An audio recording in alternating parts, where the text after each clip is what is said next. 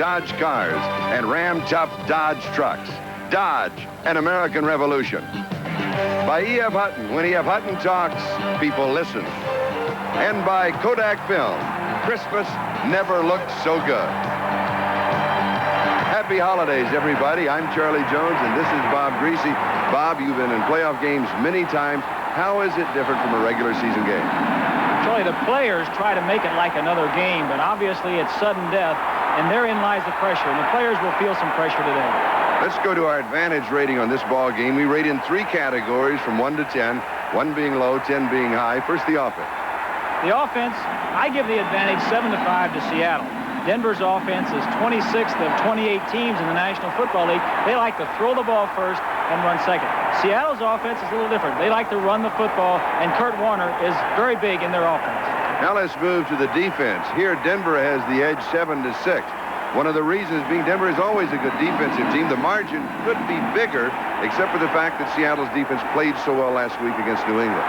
The special teams really are something special. 2 of the finest. I rate it 8-7 in favor of Seattle. Good return people, good kickers.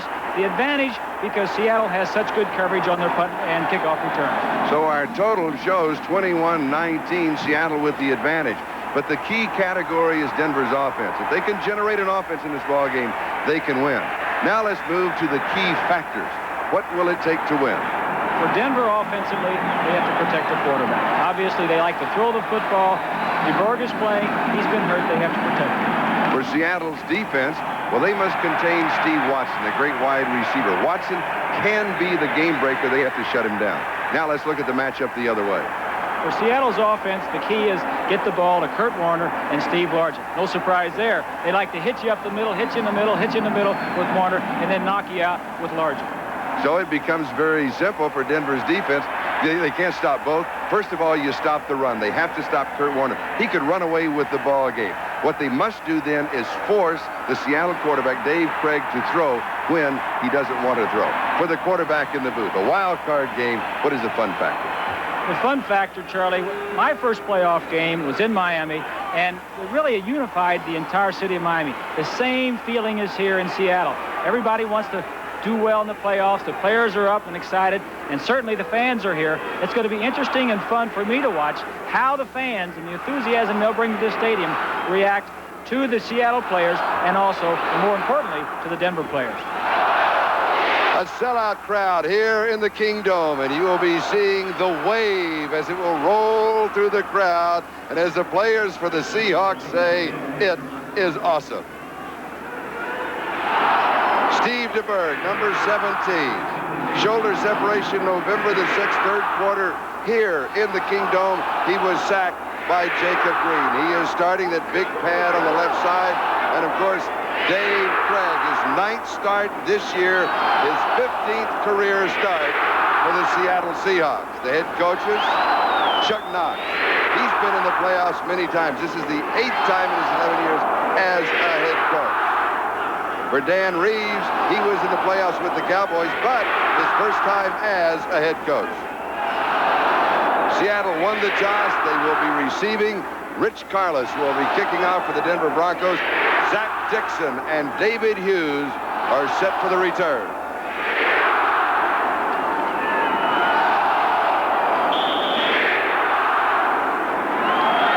The second season is underway. 7-yard line, Zach Dixon. Zach's to the 20, to the 30. Out of bounds. 38-yard line, 30 yards on the return. Wilbur Myers is the man who got it. The quarterback is Dave Craig from Milton College. They do not have a football team. The college doesn't exist anymore. Leading rusher in the conference. Could run away with it. He is a great one. The rookie Kurt Warner. Cullen Bryant primarily there to block. Stability for the offense. Wide receiver Paul Johns. Also excellent return man. Largent, game breaker. Tight end Charlie Young. Again, playoff experience, the 11-year veteran. First down Seattle. Largent in motion. No surprise, Kurt Warner.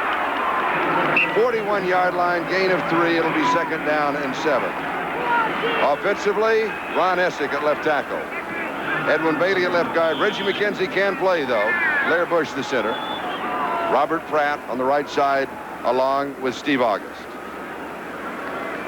2nd down and 7. 41-yard line, Seattle in their own territory as we peek into the huddle. Dave Craig has to have a few butterflies, Bob. Oh, you know he is a little bit nervous today, but he'll get over them after a series or two. Kurt Warner. Little surge at the end. May have picked up the first down to the 49-yard line. 7, maybe 8 yards. Let's see where they mark it. Rulon Jones with the tackle. They're going to spot it very close to the first down change.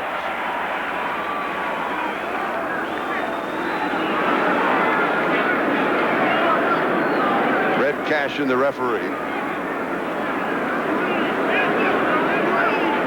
No, they want the change to come out.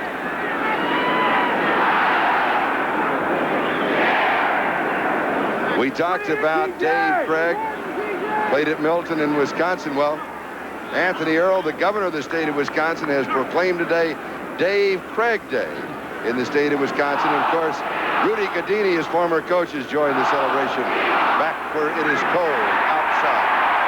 First down. Defensively for the Denver Broncos, Barney Chavis at left end. Reuben Carter to start at nose tackle. Don Latimer will also be in there, of course, and Rulon Jones. The linebackers, Jim Ryan outside. Moving inside, Steve Busick. Pro Bowler Randy Gradishar, who's retiring at the end of the season. And always exciting, Tom Jackson. Here's Warner. Cut off outside. Comes back in. Still picks up about 4 yards on the play. Denver, 48-yard line, maybe the 47. 2nd down and 6. Let's look at the secondary for the Denver Broncos. Louis Wright, Pro Bowler on the left corner. Mike Harden, he has been tough on the right side. Key man in the secondary, Dennis Smith, strong safety, 4 interceptions. He has 5 sacks, and Steve Foley, very solid at free safety. Last play, Charlie, for the Seahawks was a quick snap. They got out the line of scrimmage and they snapped the ball. A good call that makes the Bronco defense get set a little sooner. First 3 plays, Kurt Warner.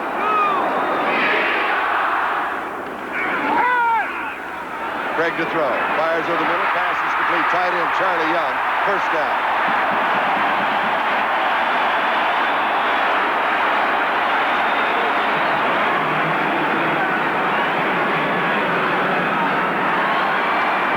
You'll be hearing from the sellout crowd here at the Kingdom. First down, 38-yard line of Denver. And a good call by Chuck Knox, getting the first pass under Craig's belt. Obviously a little bit nervous coming into his first playoff game. An easy pass, an easy read. Let me complete it and go on to some tougher ones later. The crowd could be a factor. It could be the home dome advantage for the Seahawks. The remaining back is Kurt Warner. Cuts inside. Defense thinks that he has him stopped.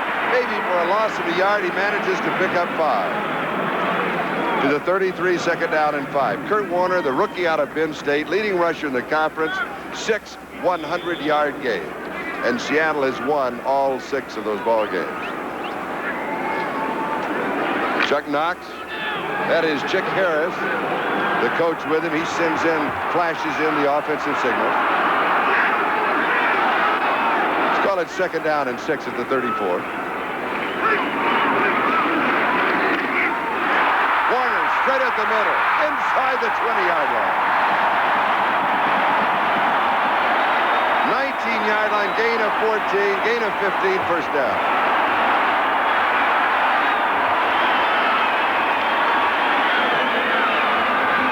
It's a good look at the lines, the offensive lines. Walker pulling out. This play goes right up the middle. It's surprising when you get into the statistics and find out where Warner is running the football. You think he's running wide a lot because he's got such great speed. As we look at the blocking right here, great block. Blair Bush. The reason being he runs inside so well. Very successful. Here's Warner again. 3 yards to the 16. He's 2nd down and 7. A scramble for the ball at the bottom of the pile. Seahawks helping the officials. Kurt Warner, 36 yards, 6 carries, a 6-yard average to open up the ball game. 4.3 yards his average over the regular season. Pete Metzelaars, one of the tight ends in the contest. The opening drive, no surprise for the Seahawks. Chuck Knox wanted to get his ground game established. Kurt Warner carrying the ball most of the time. When they do throw, it's short and safe to get the offense on track, get them moving down the field. Spotted at the 17-yard line, so it is 2nd down and 8. This is the 8th play of the drive. Charlie Young, the tight end in motion. Break time, end zone, touchdown.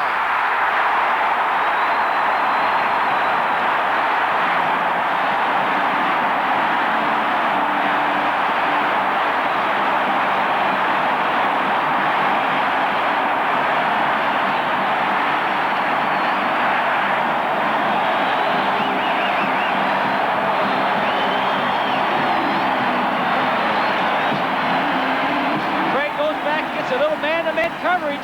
He's looking for Largent the whole way. Throws the ball inside, away from Louis Wright. And we'll take another look at it. Largent has had a lot of success over the years against number 20, Louis Wright. Louis got him pretty well covered. The throw is right there. Norm Johnson to attempt the point after. Bush with the snap. Zorn with the hold. It is good. 10 minutes, 18 seconds left to go. First quarter. The Seahawks lead it 7-0.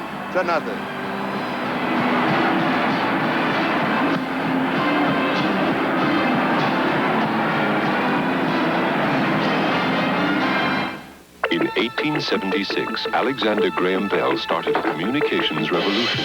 Watson, come here. I want you. Watson, Watson, Watson, Watson, Watson. Watson and Watson. Today, there's a new revolution from AT&T Information Systems. Glad you could join us, Mr. Watson. We still on for lunch, Watson? Goodbye for now, Watson. AT&T Information Systems. Beer? What beer? Any beer. Any beer. Listen here, any beer. They had a test around here and they tasted lots of beer. The results of the test are in. And any beer didn't win. No beer on the bar. Tastes better than only no contender, no pretender, not one. No beer on the bar.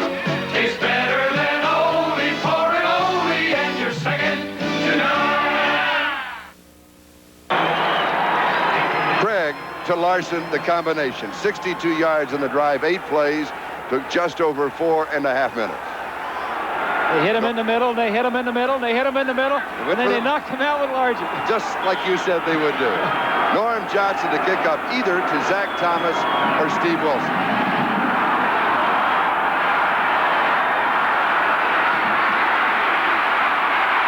Steve Wilson to the 20. 24-yard line. Mark Hicks with the tackle. 20 yards on the return. So Denver will move on offense for the first time in the ball game with Steve DeBerg returning at quarterback. Sammy Winder, when Denver wins, he gets about 99 yards a game. Very steady at the other running back is Nathan Poole.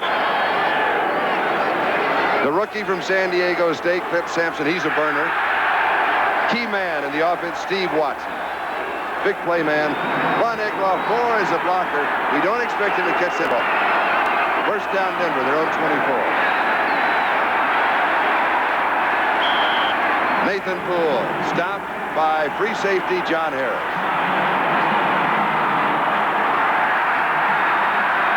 And the wave starts to roll.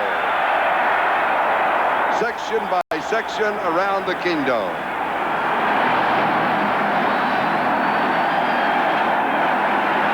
Gain of 4 on the last play.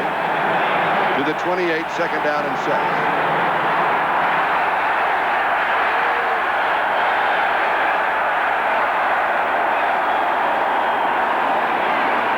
DeBerg to throw on 2nd down. He goes deep to Watson. No flag. Overthrow.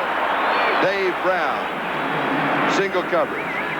Interesting the different starts as we look at the offensive line of the Broncos. Dave Studdard on the left side along with Keith Bishop. He'll also be the snapper. The center is Bill Bryant. On the right side, Paul Howard and Ken Lanier. Third down and 6, Denver. On offense, they face their first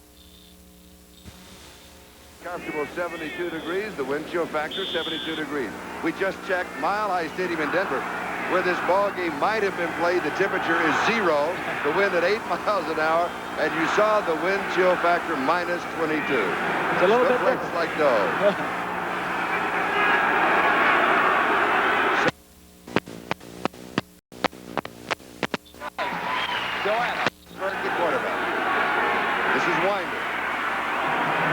Good surge for the right side of the offensive line. Jeff Bryant with the tackle for the Seahawks. A gain of 6 to the 30. Second down and 4. Sammy Winder having a good year, Charlie, as far as a running back in a pass-oriented offense is concerned. Over 750 yards, and is really the key man as far as carrying the load on the ground for the Broncos.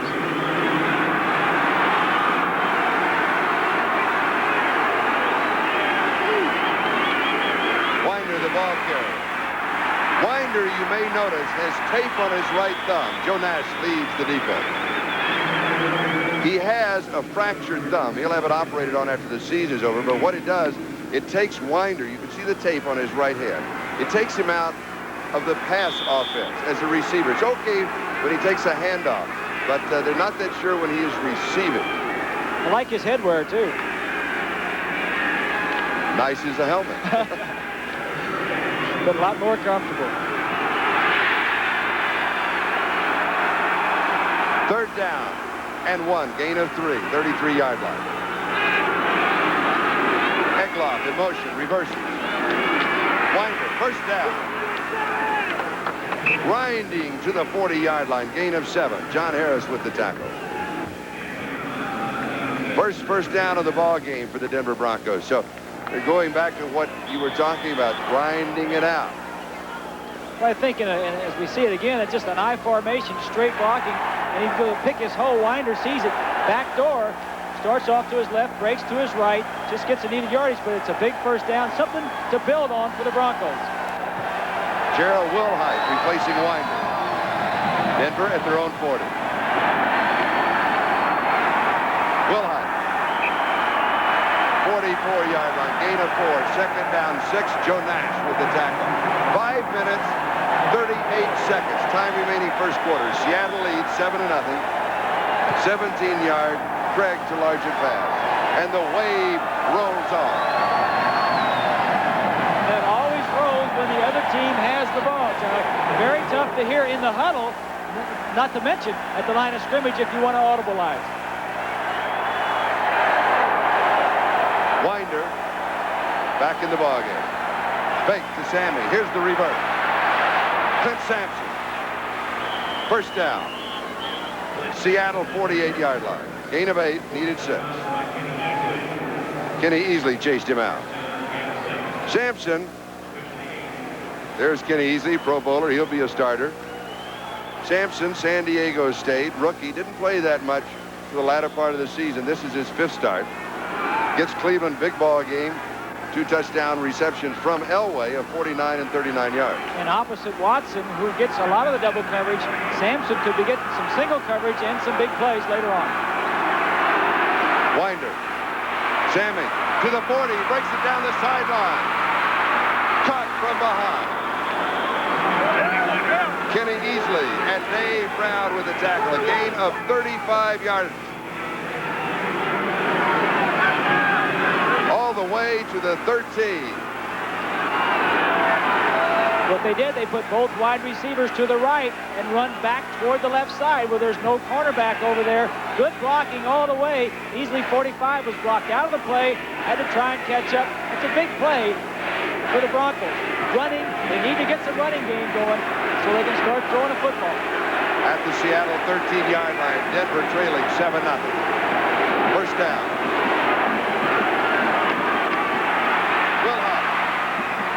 Wilhite to the 7-yard line, gain of 6. It'll be second down and 4.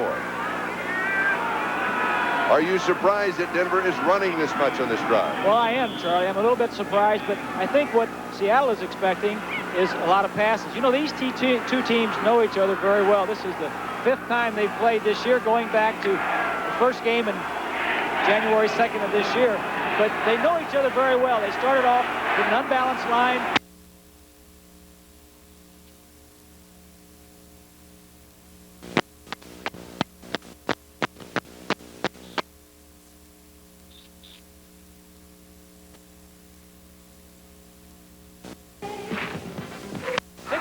Coming out, good position by Easley, stacks it up, doesn't let him get outside. Then the linebackers come and make the tackle inside. Good defensive play. Loss of a yard to the 8. 3rd down and 5.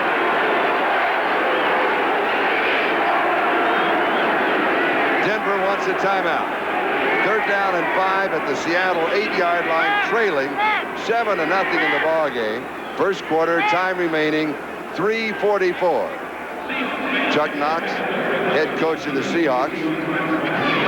Seattle on the far sideline. We'll take a timeout. There it is. The margin is 7. We'll be back in just a moment. Kodak presents 4 new 35mm color print films. For detailed color, for versatility, for action, for low light, for all your holiday memories. New Kodacolor VR 100, 200, 400, and 1,000 speed films. Our film. Christmas never looks so good. East Point, Maine and Milwaukee both mean something great to these guys. East Point means a New England clam bake. Ball is on the 8-yard line. This is the 9th play of the drive. Denver running the ball on every down. Seattle expecting them to throw, have 7 defensive backs in the ball game. 3rd down and 5 at the Seattle 8. Drop on moving one. I believe Keith Bishop came up too soon. Flags are down. Little pushing and shoving on the offensive right side.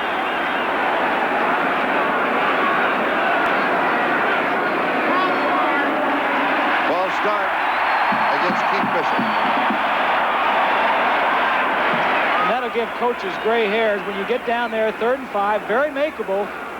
The legal procedure backs you up to 3rd and 10 or 11. It's a lot more difficult to make 3rd and 11 than it is to make 3rd and 5 or 6.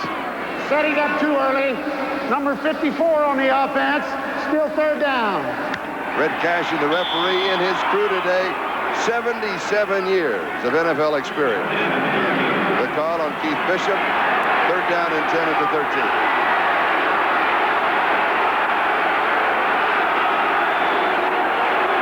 The shotgun. Steps forward, pass is there, touchdown Denver. Jesse Miles, complete name, Jesse James Miles, college, LSU, major criminal justice. Trying to steal the ball game here.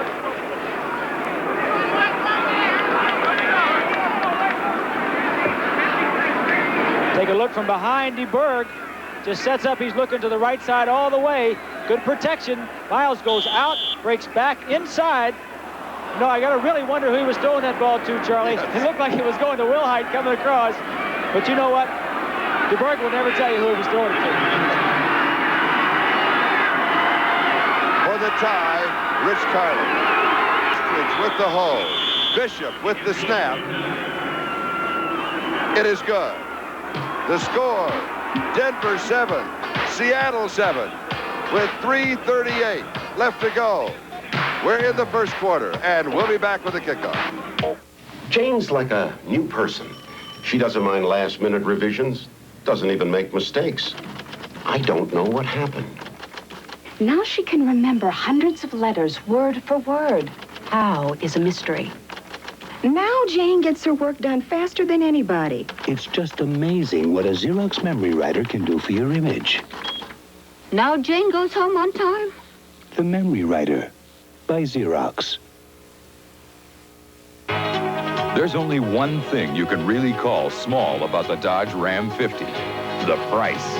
We are Dodge. There's so much that's big, like standard payload, 1,630 pounds, larger than any top-selling pickup. And performance, more horsepower than the base Ford Ranger or Chevy S10. Dodge Ram 50 doesn't look or act like America's lowest priced truck. We are Dodge. Now get up to $1,000 cash back on 83 models. Come celebrate the new year with the granddaddy of them all, the Rose Bowl. Can the Bruins of UCLA defend the Rose Bowl championship against the Big Ten champs, the tough fighting Illini of Illinois? What a battle, January 2nd on NBC Sports. Let's take another look at this touchdown. 7 defensive backs in the secondary. Here is Miles here. These wide receivers will go and clear out. Miles will come down to the outside and come back in. Who almost gets in the way is Wilhite as he's coming across. Let's take a look at it.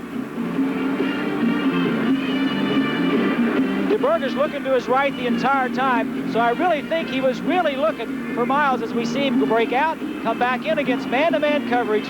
The ball was almost tipped by Wilhite, could have deflected it, and they wouldn't have had the touchdown. There you saw the drive. Carla's kicking off.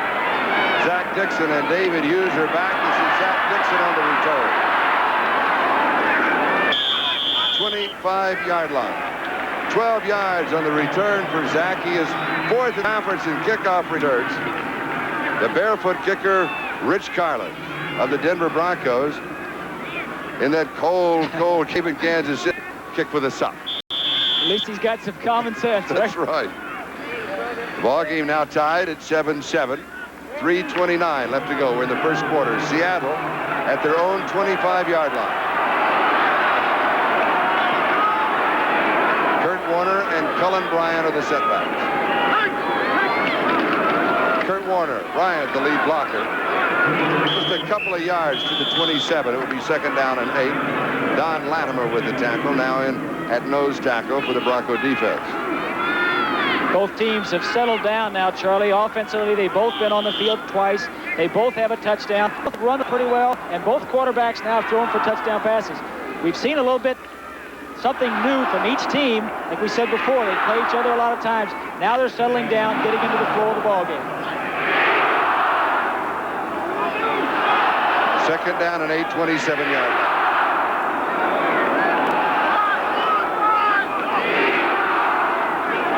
Play action, making the run, holding the linebackers. Dave Craig, a very resourceful quarterback. Steve Busick getting along the sideline.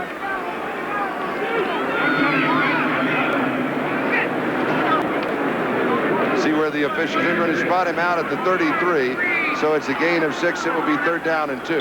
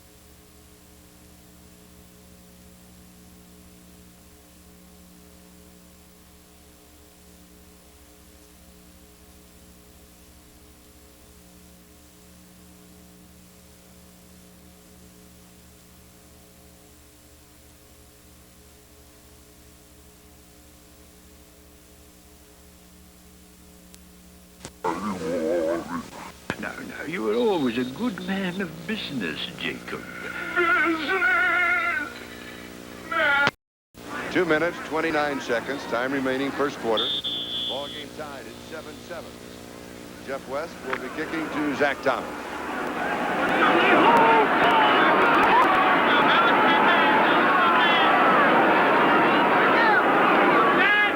Thomas is fourth in punt returns in the conference.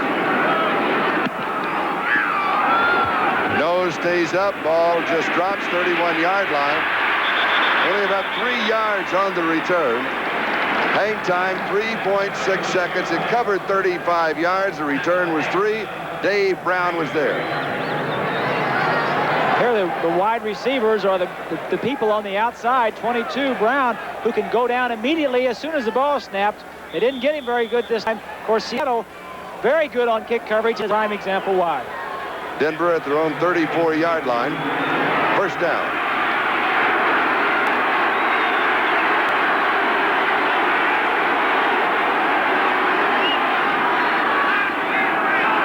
Egloff in motion. Number 34, Nathan Poole. From the 34, his number to the 40-yard line. Gain of 6, 2nd and 4. Pro Bowler Kenny Easley with the tackle. Poole on the season, 246 yards and 81 rushes. He did score 4 touchdowns, as you saw. 2nd down and 4.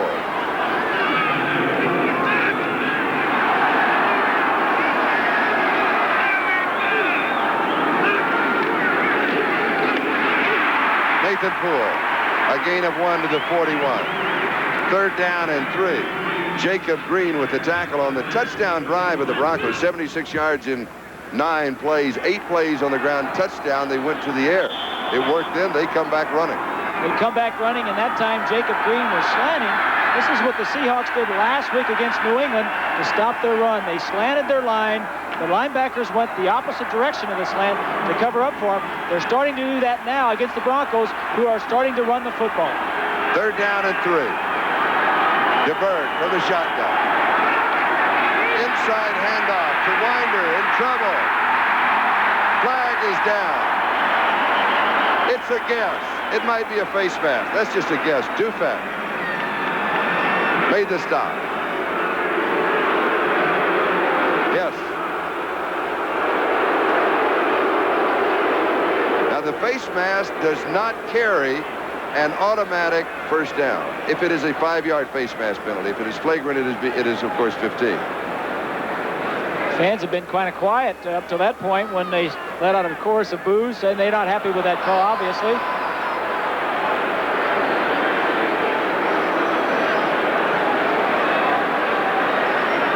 Chuck Knox on the left, not too excited about things at this point.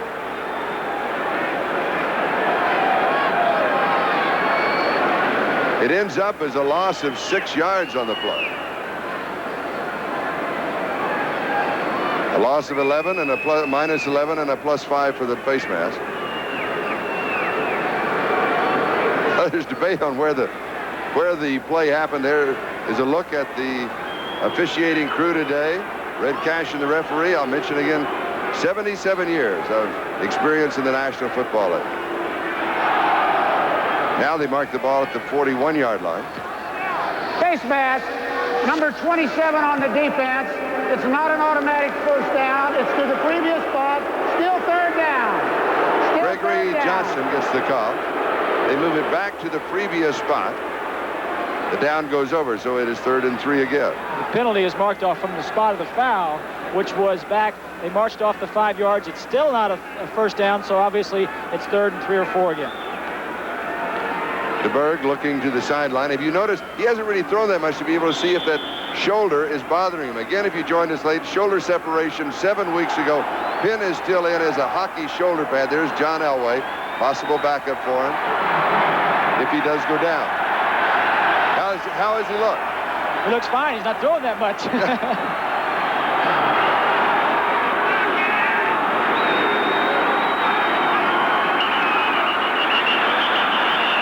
Whistle sounded, flag is down. There were 7 seconds left on the 30-second clock.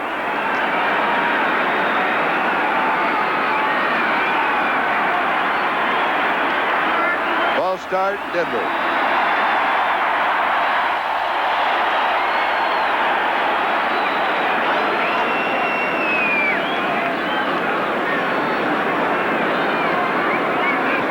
Setting up too early. Number 76 on the offense. It's still 3rd down. The call against Ken Lanier. 3rd down and 8. Denver 36-yard line. 45 seconds left to go in the first quarter. The ball game tied at 7-7.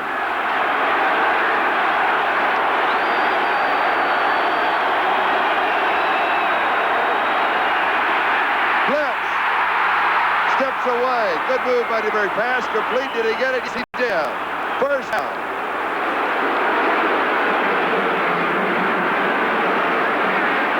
Steve Wilson, number 45. His first reception. He's a defensive back. They had a blitz that time, Charlie. They were coming at DeBerg, trying to get at him. He read it very well, threw off one of the on-rushing defensive men, stepped up the pocket, and threw for a complete. Gain of 12 to the 48, first down. Going to a defensive back, comes in as an extra wide receiver. At his collegiate, at his college, he was a wide receiver and a returner. Sammy Winder from the 48 on the other side to this 47, gain of 5, second and 5. Kenny easily with the stop. Charlie, the reason they go to Wilson, they only have 3 healthy wide receivers. Zach Thomas is the 3rd, and if they want to go 4, they've got to pull one of those guys on defense over. Just got to remember to put the right colored shirt, because in practicing during the week, the defense always wears an opposite colored shirt from the offense. Second and 5. Winder. 2 yards to the 45. It will be third down and 3 when he comes back as Keith Butler made the tackle on that play. The first quarter comes to a close. Here in the Kingdom, a sellout crowd with 1 in the books. 3 to go. We are tied at 7.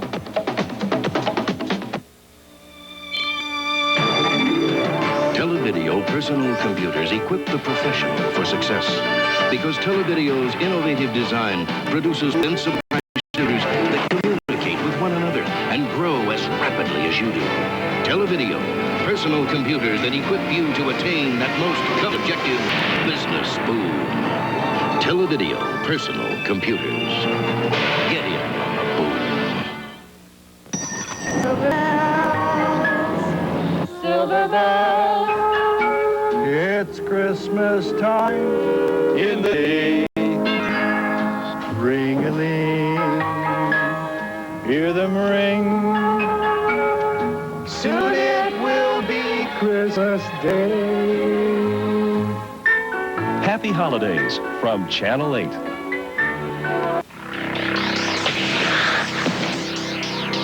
You can protect everything but your ego, because they know how it works. Go ahead.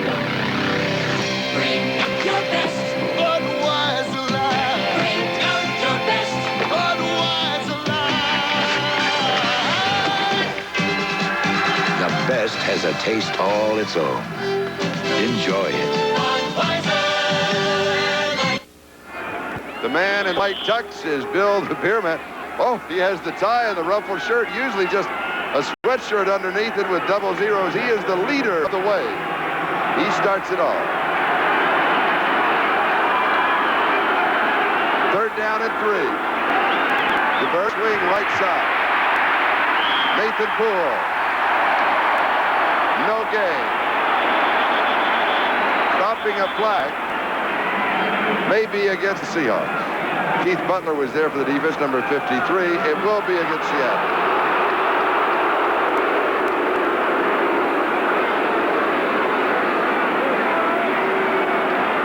It is not the amount of penalties. When they happen, it would have been 4th down and 3. Some interesting calls coming up here for the Denver Broncos. 3rd and 3, 3rd and 4. They're running the ball quite a bit. First down, 30-yard line. Roughness, hit out of bounds, number 79 of the defense. It was against Jacob Green. Jacob says, Chuck Knox, head coach of the Seahawks. First quarter statistics, time of possession about even. A lot of rushing, very passive, just for the touchdowns.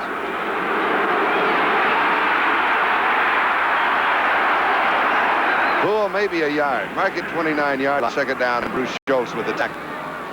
Schultz, number 58, in his second year out of the University of Texas, and a second-round draft choice last year. And he's really playing well. He's very big, very strong, leads the team in tackles. There has been a change on the right side. Greg Gaines replacing Michael Jackson. Jackson, bothered by that knee injury, introduced as a starter, but we did expect that change.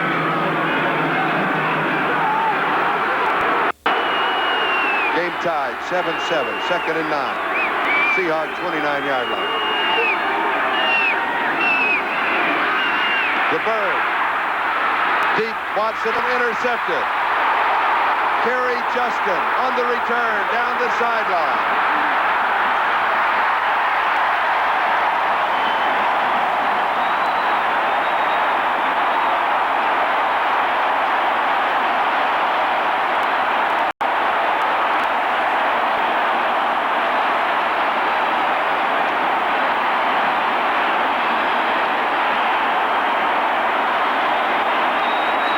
Take a look at the secondary. He's trying to throw to Watson at the bottom of the screen. Good coverage on the play. The ball is underthrown. Judson sees it the entire way, picks it up, then says, let me run for a little bit with this. Play action fake. Pressure on the quarterback. He hit as he's throwing the football. That's the reason for the underthrow. Interception, 3-yard line, 45 yards on the return. Key point, though, for Detroit. He finally has been in the game. That's the first time he's taken a shot. Now he knows he can take a hit. The greater value in an American truck is not a compact Ranger or S10.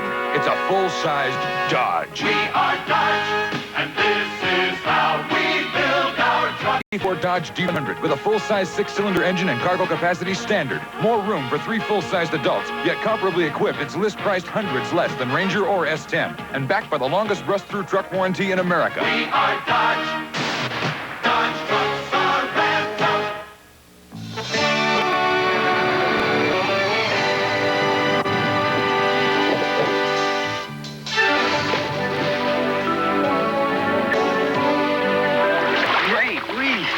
Hey, how about that great investment? Well, my broker's E.F. Hutt, and E.F. Hutt is. When E.F. Hutton talks, people listen.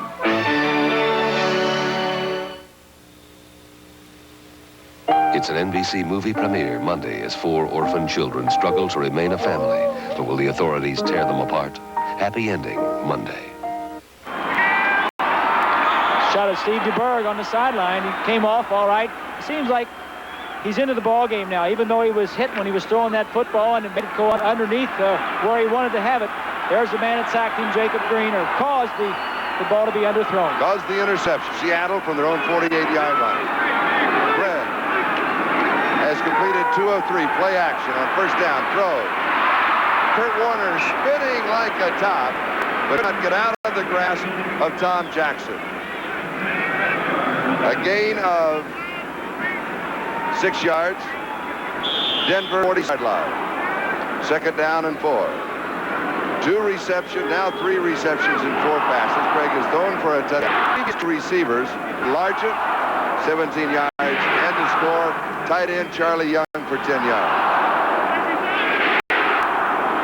Second and 4. Kurt Warner, popping loose up the middle. Almost breaks 30 yards, gain of 13. First down, Steve Busick.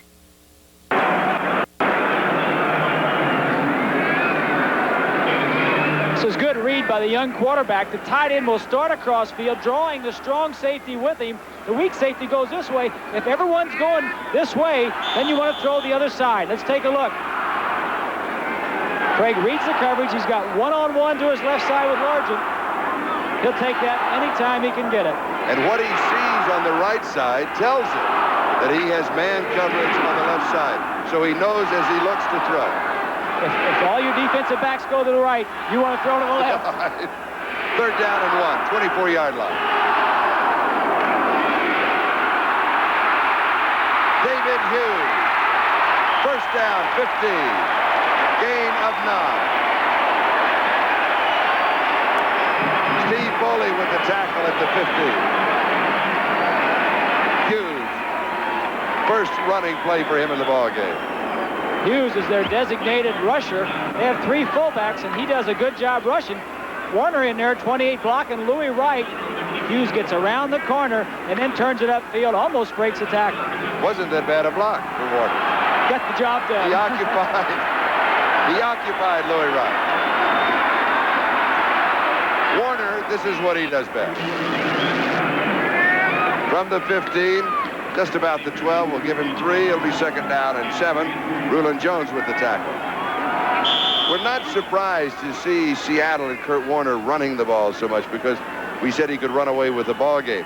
I am surprised, though, that when Denver has the ball, that they are running that much. I thought they would be throwing more. Are they taking Denver's passing offense away from them? No, I don't think so, Charlie. I think with DeBerg being in there and the injury that he is, I think they want to try and get the running game established, and they will as long as it's successful. 2nd and 7.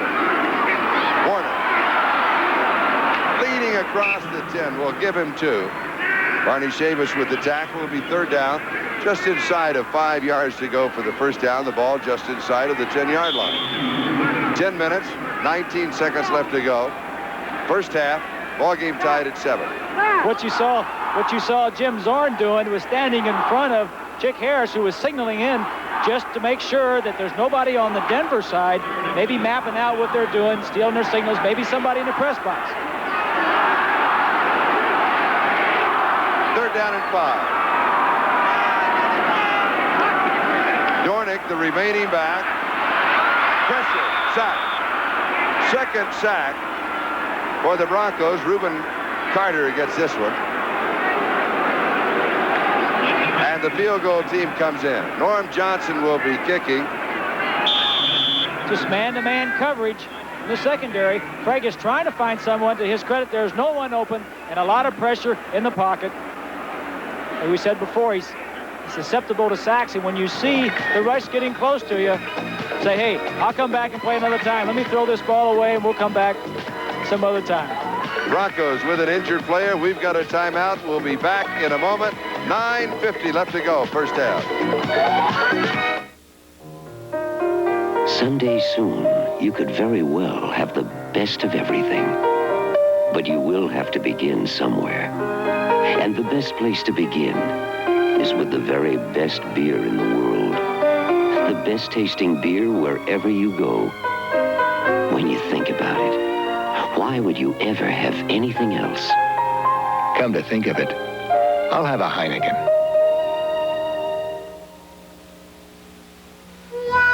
In the West, where Levi Strauss & Company began, how your clothes feel has always been just as important as how they look. That's why Levi's Action Slacks have an easy care fabric that gives, plus a waistband that moves with you. It's a feeling of comfort that's capturing more men every day. Levi's Action Slacks. A real comfort from Levi's Menswear.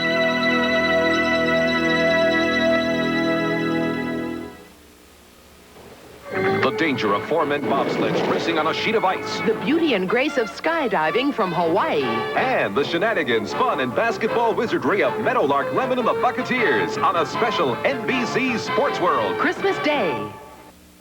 Defensive lineman Bryson Manor, the injured player. He has been helped to the sideline. We'll have a report for you as soon as we receive it. Norm Johnson in with a field goal attempt coming up. Jim Zorn is the holder. Johnson has hit 72% of his field goals, his long being 54 yards. An attempt of 38 yards. Now, Zorn has thrown a touchdown off a fake field goal.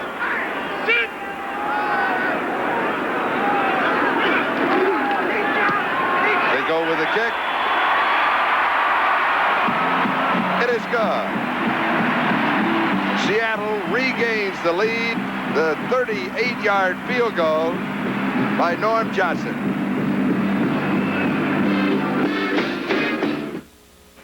OJ, you sure they're going to have that reservation? The tournament starts in 3 hours. Arnie, Hertz comes through for thousands of people every day.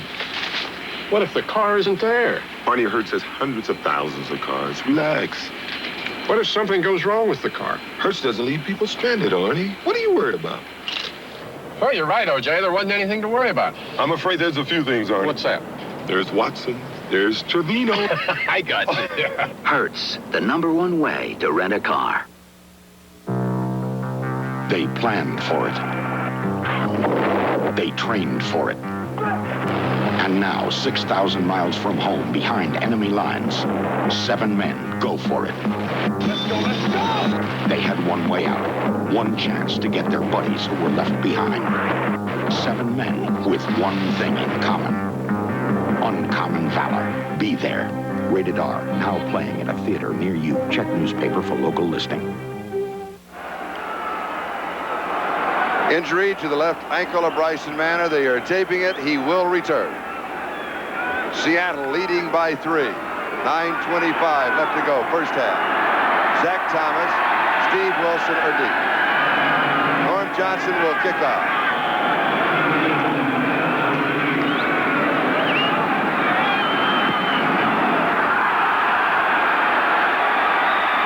Fielded at the 7-yard line by Steve Wilson. The return is to the 24. 17 yards on the return as we pause briefly for station identification. This is the NBC television network.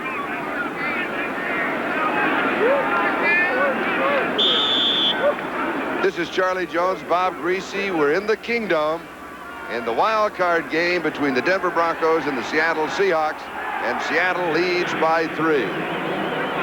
Greg Talargian, 17 yards. DeBerg, 13 yards on his touchdown pass, and that was to Jesse Miles, and then the field goal conversion that we just saw as Nathan Poole goes to the 27-yard line, gain of 3, second down and 7.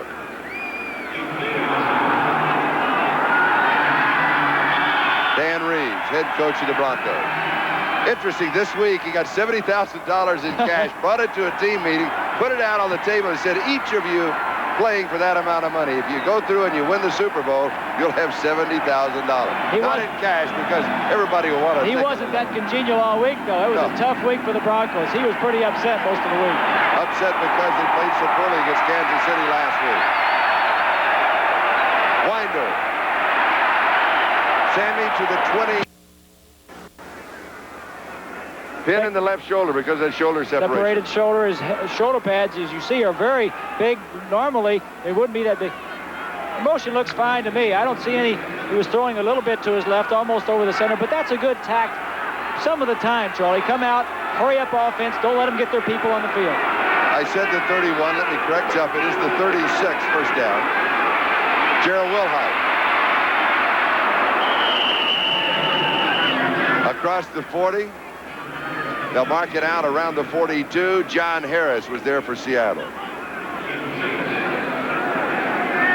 Tom Glassick checking into the offense. He and Keith Bishop, the messenger service from the sideline. 42-yard line, gain of 6. Second and 4. I wonder if they have any of those long plays. Sometimes those offensive guards running in and out, it's a long way to run to that huddle, especially if you're way down near the end zone. What kind of message does he bring to quarterback? What does he say? Well, I'll tell you in a minute. Second and 4.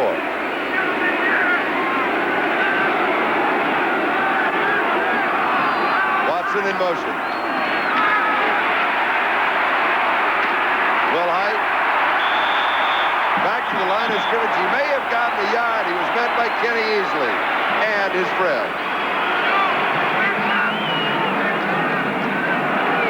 Mark it the 43, gain of 1, third down and 3. Another hurry-up offense. Trying to keep the defensive players off of the field. Keep the extra men out of the secondary on a passing down. DeBerg throws. Pass is complete. First down. Nathan Poole near the 50-yard line. They'll mark it for 7 yards. Keith Butler with the tackle.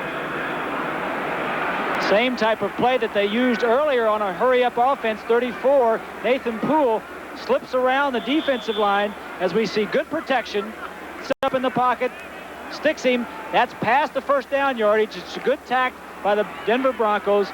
I'm sure now what Tom Catlin, the defensive coordinator, the rest of the Seahawks will try to do is be ready to get their players on the field a little bit quicker. They spotted at the Denver 49. It is a first down. DeBerg throws. Steve Watson, he has the first down. 39-yard line carry. Justin with the tackle. The play will go for 12. I am surprised we haven't seen that hurry-up offense more this year against a team that uses a lot of situation substitution. such as Chuck Knox when he'll use 5, 6, 7, 8 men in the secondary. Well, sometimes, Charlie, it can throw off. You try to throw off the other defense, but sometimes it can throw your own offense off if they're not ready for it and prepared for it. I think it's good to throw it in every once in a while. The Broncos have done it twice in this drive, both times been successful with it. For Steve Hodgson, that was his first reception for 12 yards. He goes in motion left side. Rolling right, flag is down. Down the sideline, another flag is down. Clint Sampson, the rookie, battling for the ball with Kerry Justin. Now, if it is ruled a tie, the offensive player has the football. Sampson does have the football. There was a flag drop first at the 45 and then downfield at the 20. We may end up with offsetting penalties. Defensive pass interference and illegal motion. We'll bring it back. 4 minutes, 36 seconds left to go in the first half. Seattle leading by 3, 10-7. Largent with a touchdown reception. For Denver, Miles with a touchdown reception. We have pass interference by the defense, number 26. The penalty's all set. It'll be first down. Norm Johnson, officially a 37-yard field goal. That has been the scoring.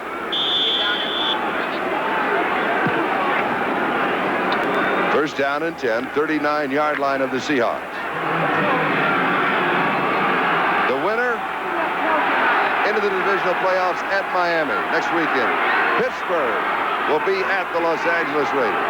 You'll see them both on NBC. Nathan Poole.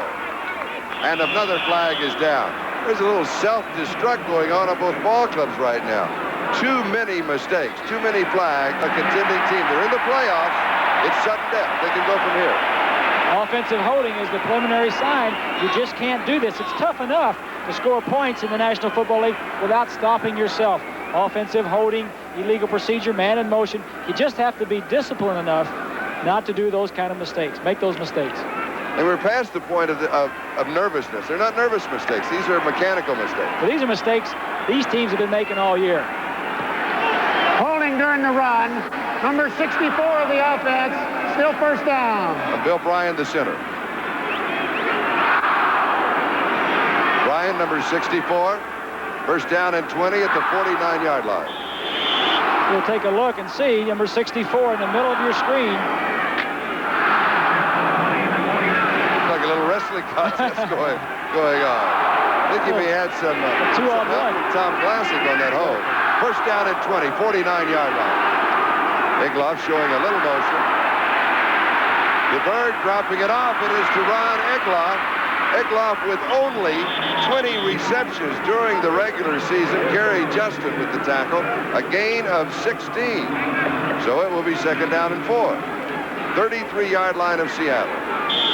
Kind of a different wrinkle. The tight end coming back in motion. So often you'll see him block on the nose tackle over the middle. That time they faked it, slipped him through the line, and dumped him a pass. Very successful play.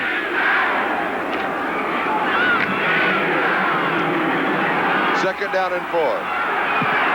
Bryce and Mann are up running around. Seems to be healthy. Got the ankle all taped up. He'll be back when the Broncos go on defense. Sammy Winder. He'll be close to the first down. He needs to move the ball to the 29. Sheldon Robinson now in as an inside linebacker. He and Joe Norman playing the left side inside. Second leading tackle in the ball club, averaging 6 a game. See Bishop coming in with the play, as we were talking about a little earlier. How do you call plays?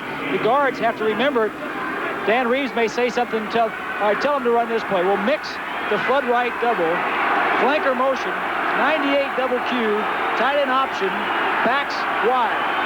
Now, you think a guard can remember that in the heat of battle when he's running all the way in? They obviously have to simplify it, and the quarterback puts on all the window dressing. Third down, half a yard. First down. Sammy Winder picked it up. All right, come on. 27-yard line.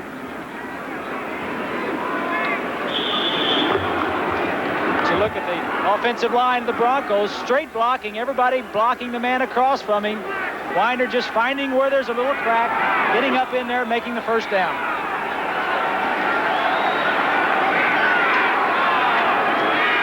teams, Charlie, seem content with running the ball, controlling the ball, and controlling their own destiny. If the other team doesn't have the ball, they can't score. 2:15 left to go, first half. The pitch is to Watson. 1 yard, 26. Second down and 9. Kenny Easley with the tackle. Steve Watson. Fourth time that he has carried on that play. Winder is the injured player. We have a timeout. The 2-minute warning will be given to both benches. We'll be back in just a moment. Seattle leading by 3. Shooting on location is a real challenge. But how good a picture is can depend on how good the paper is it's printed on. That's why the photographers I know use Kodak paper. Not just for the pictures we earn our living with, but for personal pictures, like these. Because what a picture says on the back says a lot about how it looks on the front. Kodak paper. The only way to be sure you get it is to ask for it at a retailer displaying this new sign.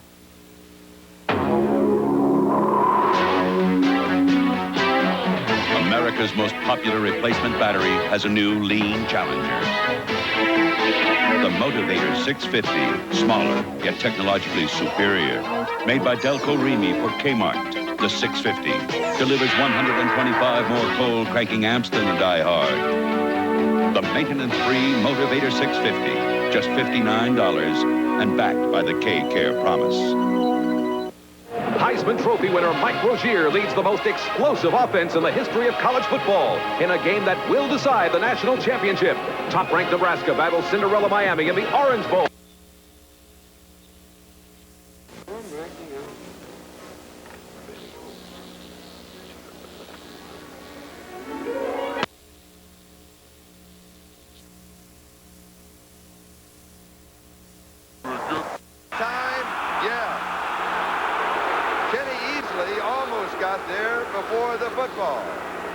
A gain of 21 yards on the play.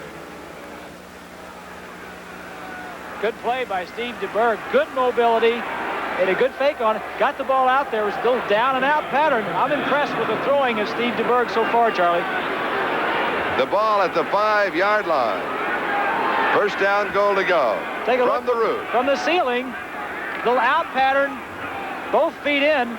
The impetus of the hit by Easley drives him out of bounds, but both feet were on the ground when he caught the football. We said that Steve Watson, big play man, 21 yards to the 5. First down, goal to go. Wilhite, cutting back, fumble. Seahawks.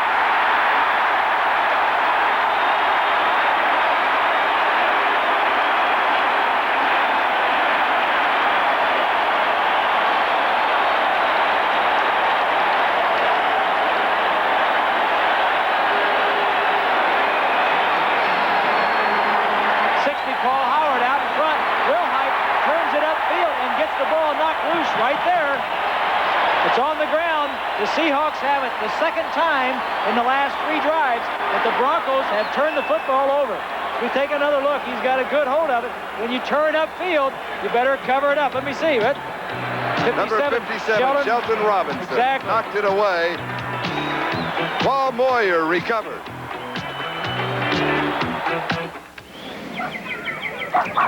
Oh, we forgot to ask them about Right. I'll get them before you get back on the truck. Ever get the feeling when you buy something that once you get it home, you're out on your own? Well, it's a lot different with GE. We have an answer center to help you 24 hours a day. Servicemen will show up at your convenience. And with GE financing, you may be able to get a new kitchen practically overnight. With GE, you'll never feel alone. GE, we bring good things to life. Weather Scan 8. It's weather and satellite computer analysis for News 8. And at its heart, it's a computer. But it's more than a computer. It's a total weather system. The terminal lets us call up weather information from literally any place in the world. And the graphic system lets us display weather maps, color satellite pictures, and radar charts.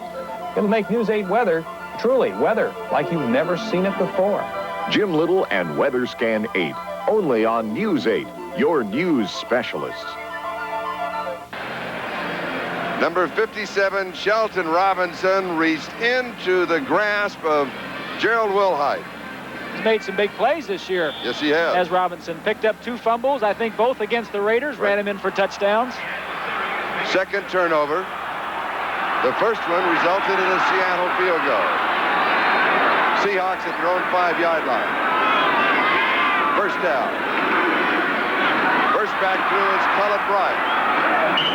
Let's go back to a statistic that we mentioned in the first quarter. You don't expect to see Cullen Bryant rush with the ball that many times, 27 times during the regular season.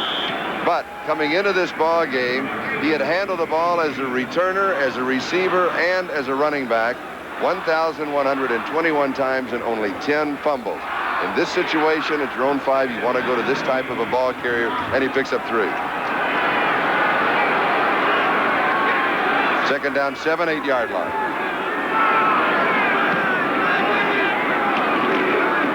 Here's Kurt Warner. A yard to the 9. Rulon Jones and Barney Chavis with the tackle. Third down and 6. Tom Jackson taking a little rest there on the pile. Tom is always around, isn't he? TJ's always got some words to lay on you. We have a timeout with 1:02 left to go in the first half. Seahawks lead by 3. Hi, I'm Steve Watson of the Denver Broncos to take you on a special journey 1 mile above the mile-high city of Denver. Come on!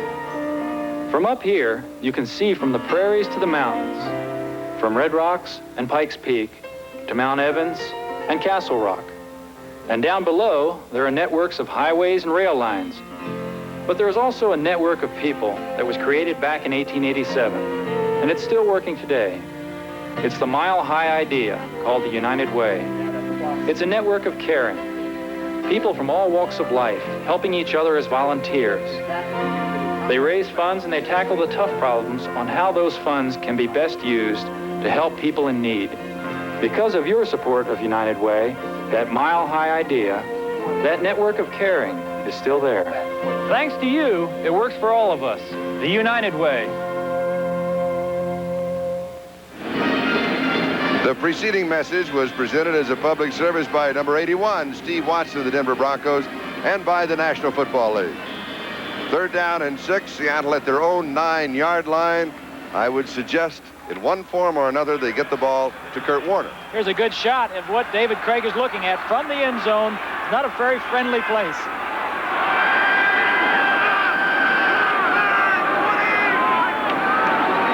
It is Warner, sweep right side, Cullen leading the way. Bailey with a key block. At the 9, it was third down and 6 to the 23-yard line.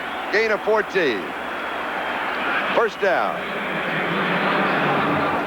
Here's a great look from the end zone. It's just a sweep with Bailey, 65, pulling in front of him. Pratt fighting up front. They're stretching him wide, and then when Warner gets wide and the Broncos overrun it, he cuts back and then uses his athletic ability to get up inside and just make some yardage. We alluded to the crispness of the game on artificial surface. An advantage to Warner because of the traction, his speed, and his ability with hip fakes, head fakes, and shoulder fakes. Well, it's an advantage, I think, too, Charlie, to the smaller man. Warner is much smaller than those big defensive linemen and linebackers who are running out there. Their speed is to get out there and try and stop the play. Then when they get out there, if Warner cuts back on them, it's his advantage and not theirs. Artificial surface more for velocity than for mass, you might say. It's not for the old throwback type players, guys who used to chew tobacco. They don't like to spit on the tobacco on these artificial turfs. You know, it's a cleaner game. It's a quicker game. It's more of a finesse game. John Elway, the quarterback of the Denver Broncos, his dad, the new head coach at Stanford, and at halftime NFL 83 will be talking to his father. But right now we have 51 seconds left to go in the half. Seattle with the ball, leading by 3, first down at their own 23-yard line. Cullen Bryant. 25, may just lean across the 25-yard line. Gain of a couple, second down 8. I think Chuck Knox is just happy running out the clock. 37 seconds left. Just make a couple of first downs. We're back in our own territory. Let's go in at halftime 10-7 and come back out and play second half. The Broncos called that timeout when they thought they could stop them. Seattle picks up the first down. Now we're just going to run out the half. 2 turnovers in the first half. An interception by Kerry Justin for the Seahawks.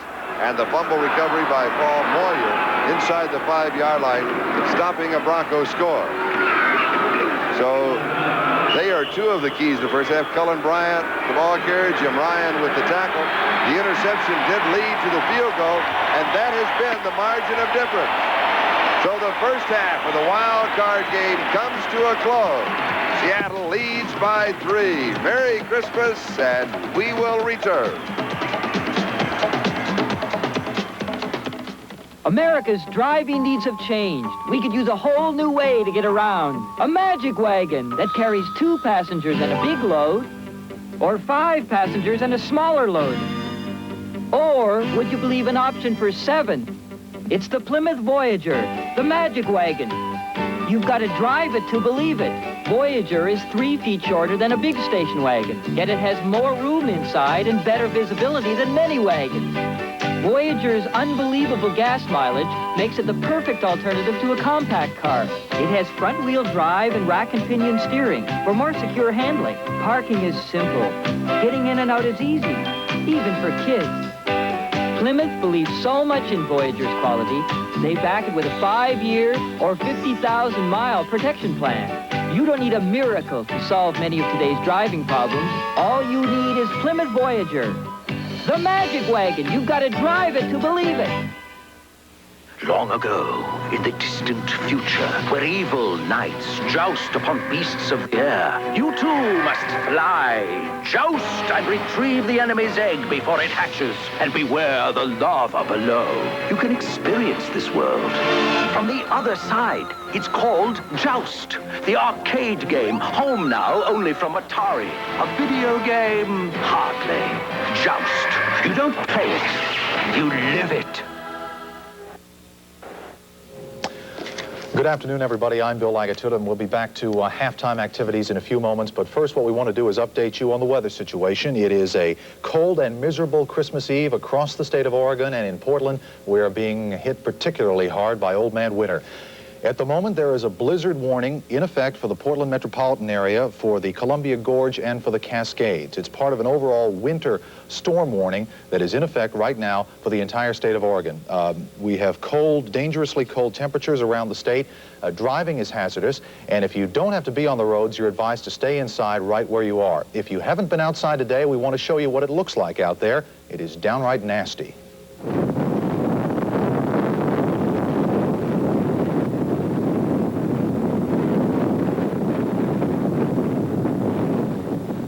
Winds blew at up to 85 miles an hour in parts of the area this morning. Trees bent and broke in the wind.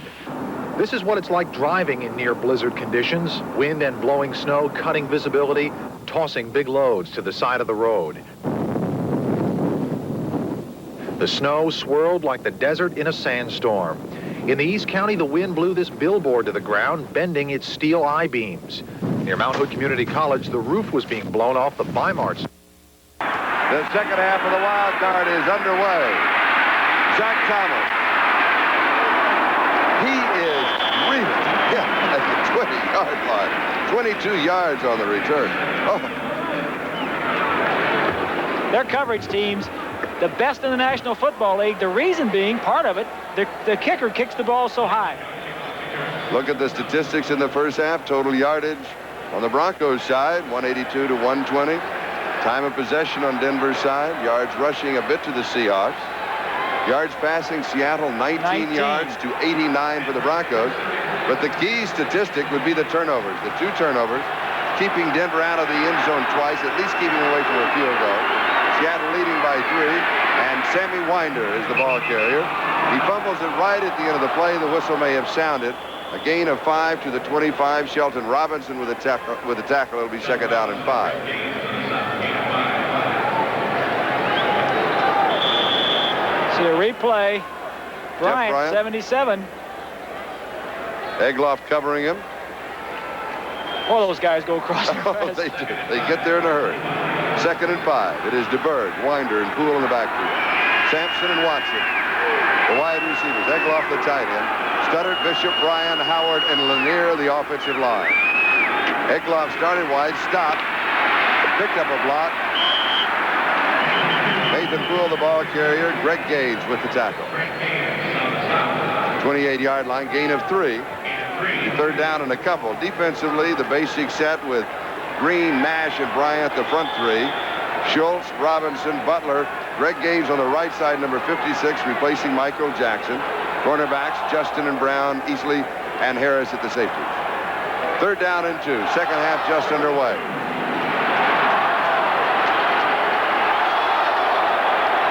Sammy Winder with about 56 yards rushing in the first half. An excellent first half for Winder. Little play action to Winder. DeBerg drops it off for the first down to Nathan Poole. Shelton Robinson had the coverage. DeBerg has looked good. And we know that he's playing 7 weeks after a shoulder separation took place in the 3rd quarter here. Jacob Green sacked him. We know he still has the pin in the shoulder. We know that if he goes down and that pin is broken, part of it will remain in. He's got a hockey shoulder pad and he's beefed up on that side. And he hasn't thrown that much. And if we know it, he knows it. And, of course, John Elway knows it. He's on the sideline. But he's looked good. He's looked very good, and he's really leaned on the running game doing it. First down at the 31-yard line. Winder. Joe Nash leading the defense. A couple of yards to the 33. It will be 2nd down and 8. Take a look at Jacob Green, 79 against Lanier, 76. Good straight block, and there's a lot of fighting. Boy, I tell you what, he's going to be sore for Christmas. And you saw Joe Nash, number 72, go down. If the replay runs, Joe Nash remains down. He is the injured player. We've got an injury timeout. 13:07 left to go. We're in the 3rd, and Seattle leads. We'll be back in just a moment. Experience Mazda.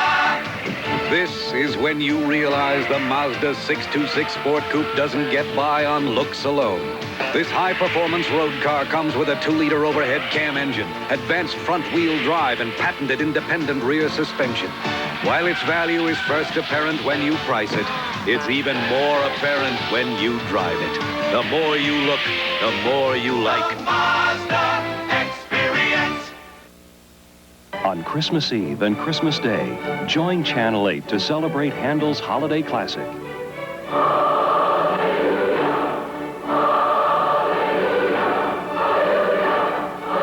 Raise your voices to Sing Your Own Messiah.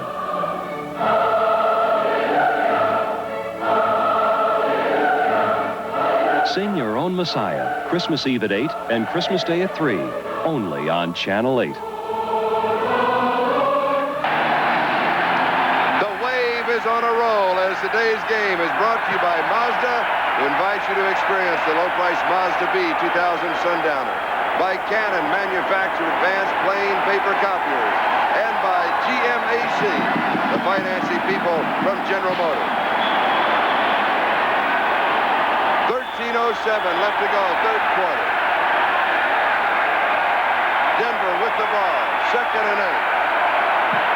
Seattle with the lead, 10-7. Denver at their own 33-yard line.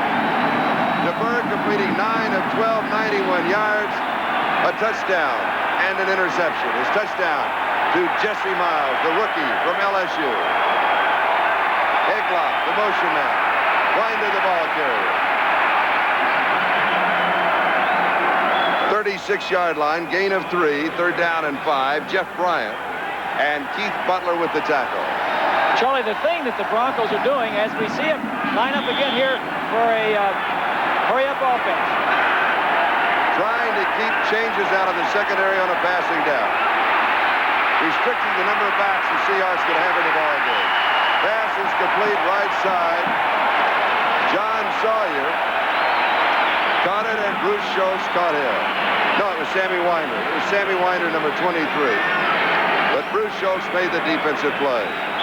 see a replay, but the thing I was alluding to, the thing that the Broncos are staying out of are third and long situations. As we see DeBerg step up in the pocket, they don't have any third and long to go against that 7 defensive back scheme for the Seattle Seahawks. That makes a big difference. 3rd and 5 is a lot easier to pick up than 3rd and 12. A gain of 2, so it is 4th down and 3. Luke Prestridge will be kicking to Paul John.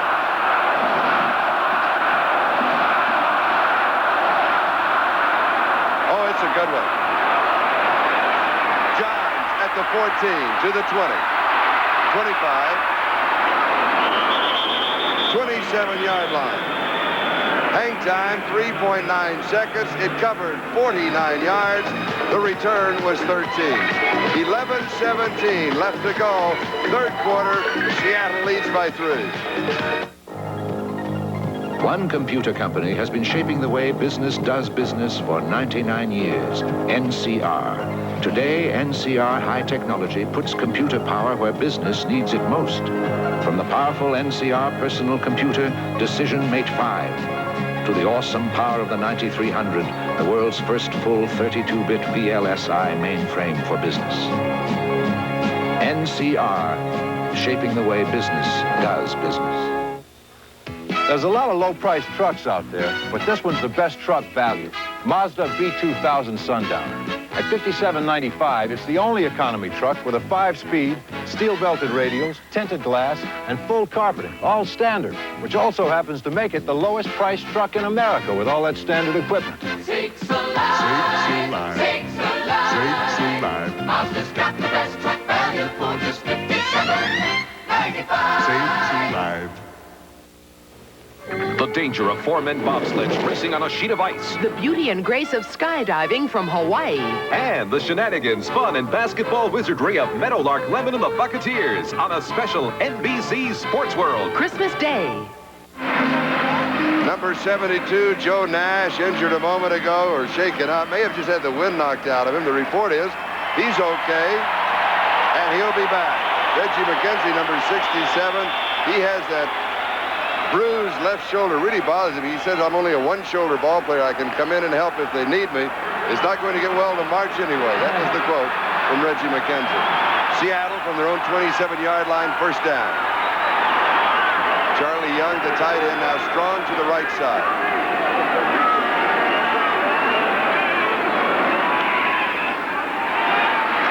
Craig opens up to the tight end, Charlie Young.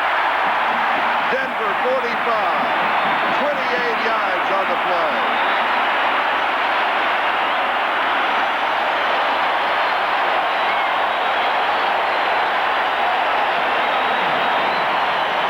Charlie Young lined up right here, will release inside, get right down the middle of the field. The safety, Smith, will split and go to the wide to try and help out. Take a look at a perfect throw by David Craig. Good protection. Gets down past Gradishar, throws it over the 2 linebackers. Perfect throw, gets him in great field position. Denver 45, 1st down, Seahawks.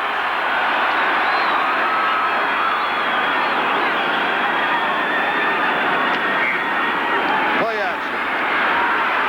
Largent.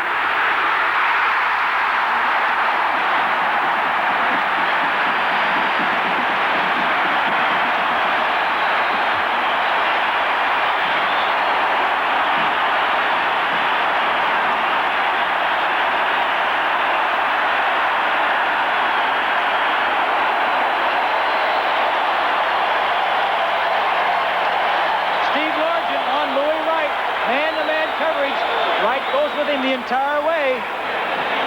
Gets a step on him. This is an excellent throw, and the coverage is that close to be completed. It's an excellent throw and an excellent catch by Largent. A gain of 34 to the 11, 1st down. The knockout punch is Largent. Warning, 5-yard line. Gain of 6, 2nd and 4. Gradishar with the tackle. I think it's interesting to note that the Seahawks came out on their first 2 plays of this half and threw the football. A great throw by Craig down the middle to Young, and then another play down the sideline to Largent. They're starting to mix it up a little bit. Now they're running game is coming back into play. 5-yard line, 2nd and 4. Charlie Young has come out. Metzelaars has come in for him. Kurt Warner, 14 carries, 78 yards rushing. Here's Warner. Stumbled a bit as he took the handoff. Footing may have caught on the turf. Didn't make that good a cut. No gain. 3rd down and 4.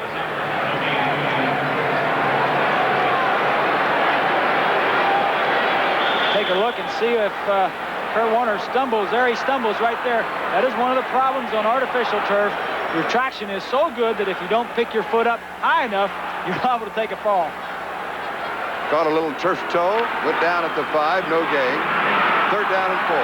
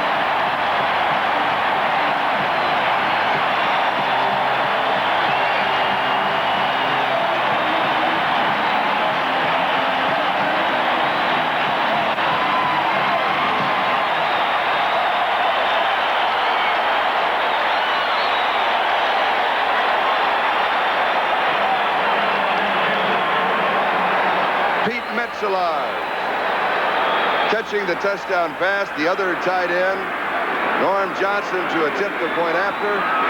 It's good.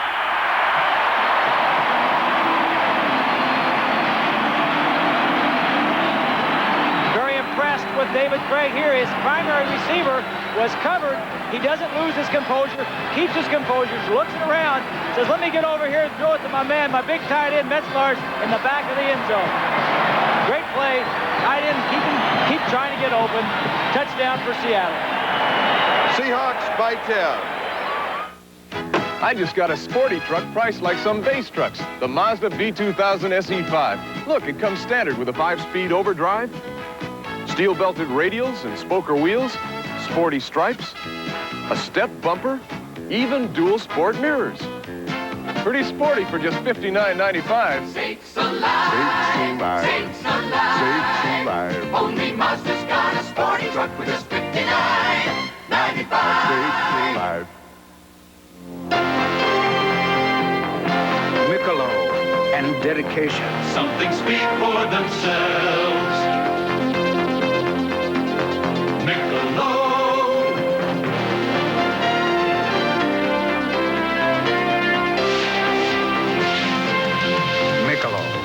One smooth and mellow taste tells you all you need to know.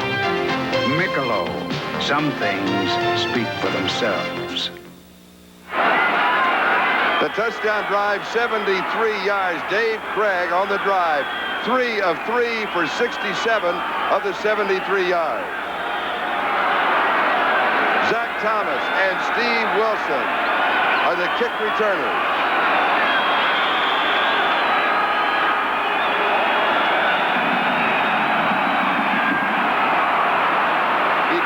This one low to the 1-yard line. Zach Thomas to the 15. Zach's to the 20. And wrapped up at the 23. 22 yards on the return. Don Dufek again there for the special teams of the Seahawks. Denver needs to generate some offense in a hurry. They have to quiet the crowd, put some points on the board. Well, they've got plenty of time. They've got a quarter and a half, but I think what they need to do is, like you said, establish some kind of momentum on this drive to try and take it away from the fans and from the Seahawks. If not score on this drive, at least move it down there where they can give it over to them in good field position for the Broncos.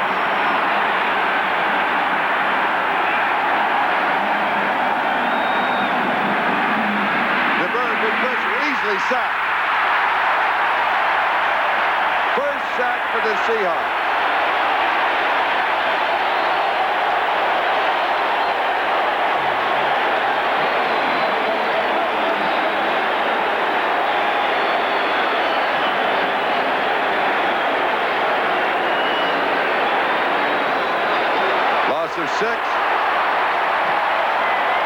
Second and 16. It's not the way you want to start off a drive when you want to try and get something going.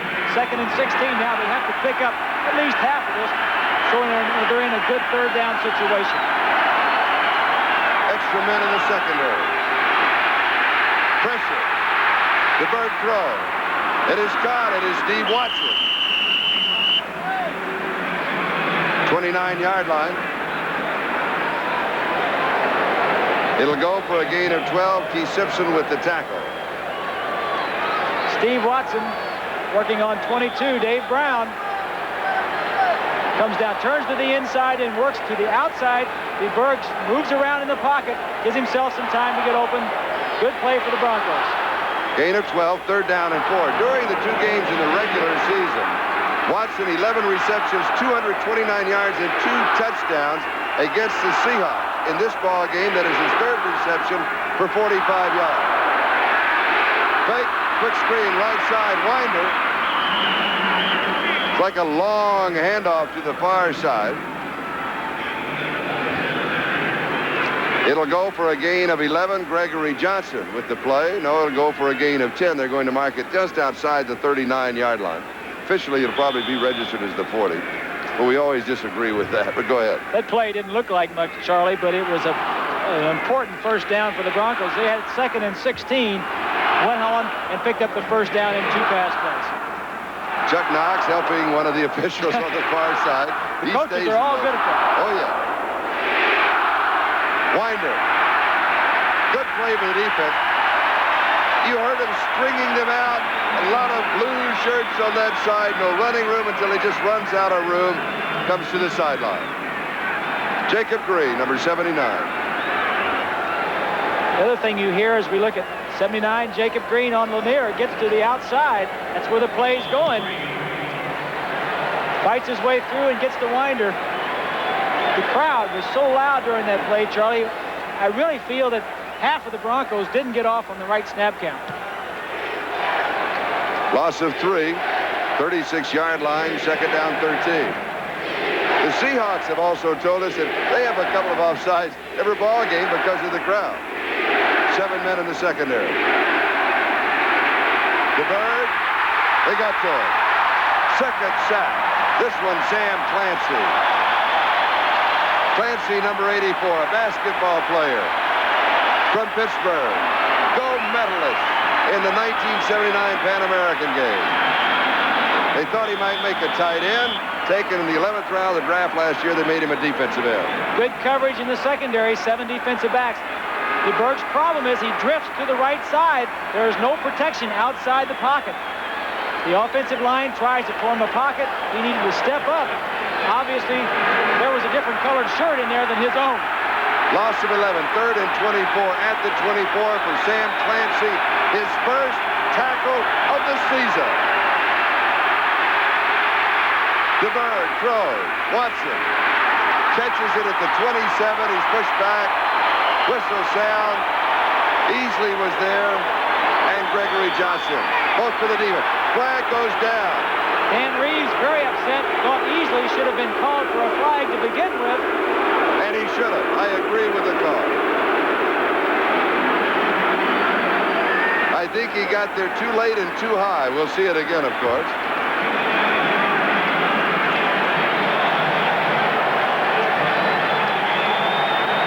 No flag. I'm sorry. I thought I saw a flag. It's a completion. Johnson has him in his grasp. Right here was the question, right? Right there. That was not a flagrant throw of the ball. Okay. Just trying to get hold of him. All right. Fourth down, 21 at the 29-yard line. It was a gain of 5, but Prestridge will be kicking. He sails this one. Paul Johns. 22-yard line. 4.2 seconds of hang time. A good return for Paul Johns. There are 2 categories of kick returners, the quick and the retired. The punt, 50 yards. The return, 18. We've got a timeout. Seattle leads by 10. Whether you're out in the country or down in the town, way of living, and it's getting around. GMC, a truck you can live with. Whether you're taking your family or going alone, there's a great way to get there. Come on and make it your own. GMC, a truck you can live with. Just because the phone company's changing, do I have to change the AT&T phone that's in my home? I mean, why change something that works as good as this? I called AT&T's toll-free number and found out I don't have to lift a finger to keep old reliable right here on the job. I can keep on leasing or buy it. So why don't you do what I'm doing during all these big changes in the telephone business? Relax. AT&T, we set the standards. Well, we have a lot of fun. Not only are we in the Kingdom, but just about a block away at McCrory's, the watering hole. Well, Charlie, I bet they're having a lot of fun down there. I know the Seahawk fans are having fun here. They have, the Seahawks have taken control of the ballgame. Can Denver get it back? Well, they have to first start playing defense and start stopping the passing game. We talked about earlier, see how the Seahawks running game. Obviously, Chuck Knox has come back and says, let's throw on first down and mix them up a little bit. They have to stop whatever they're doing offensively and get back offensively themselves. 4:13, time remaining. Third quarter. Seattle 17, Denver 7. At the Seahawk 39-yard line. Kurt Warner. 4 yards to the 43. Second down 7. Rick Dennison with the tackle. Barney Chavis, number 79.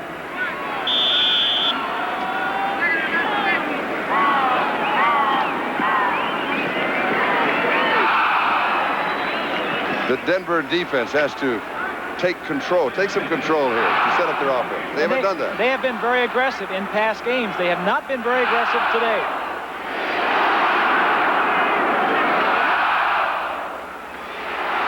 Greg, left side. Warner gliding for the first down. Out of Penn State with 204 yards rushing against Denver in the regular season. He picks up 9 in the first down here.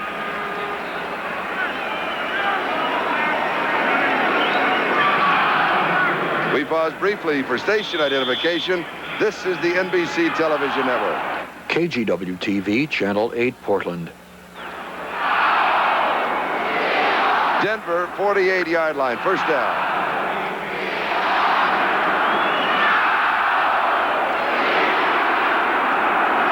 Largent is wide to the near side at the bottom of your screen. Kurt Warner. Smothered after 2 yards to the 46. It will be second down and 8. Jim Ryan was there for the defense, number 50. Injury report on Paul Howard, offensive guard for the Broncos. A pulled hamstring. We do not know if he will return. By aggressive play by the Denver defense, Charlie, I'm talking about linebackers blitzing, even strong safety blitzing, as we're looking at Sampson stretching out his leg.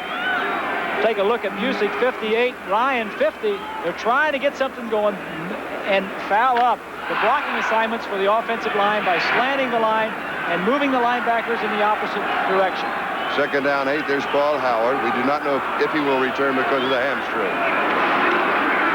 Little play action fake, far side. Largent. Inside the 30-yard line.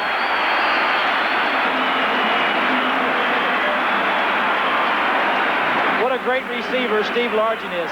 He always breaks at the right time. He's got patience, great patience, play action fake, breaks open at the right time. You know, it's almost like he has a clock in his head. When he knows the quarterback is ready to throw, then he gets open. You're not open very long. 4 receptions, 77 yards, and the first touchdown of the ball game. A gain of 17 to the 29, first down.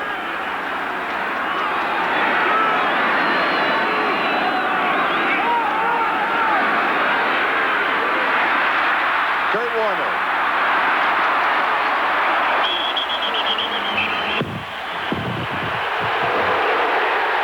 A flag is thrown on that play. play went for 7. Dennis Smith was there. Our man with the grab mic, that is a wide plastic machine, got caught up in a bit of the action. It is against the Broncos.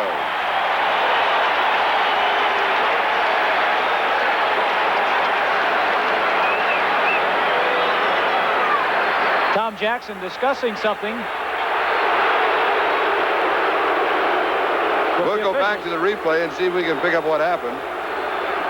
Dan Reeves, head coach of the Broncos. We'll see, they're inbounds at that point. Now there's the push.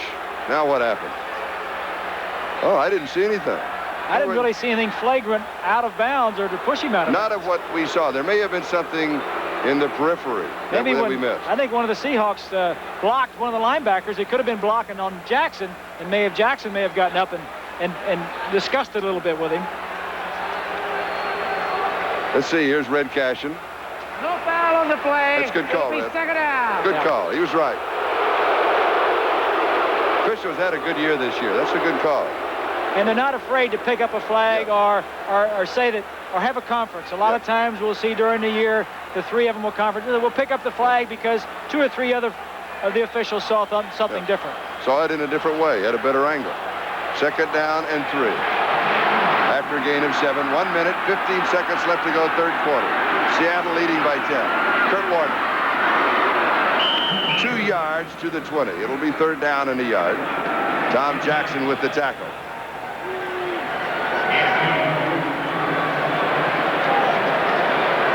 Reuben Carter coming back in. Bryson Manor checking in on defense. Third and short yardage. Big play here for the Broncos. Have to stop them. At least force them to try a field goal.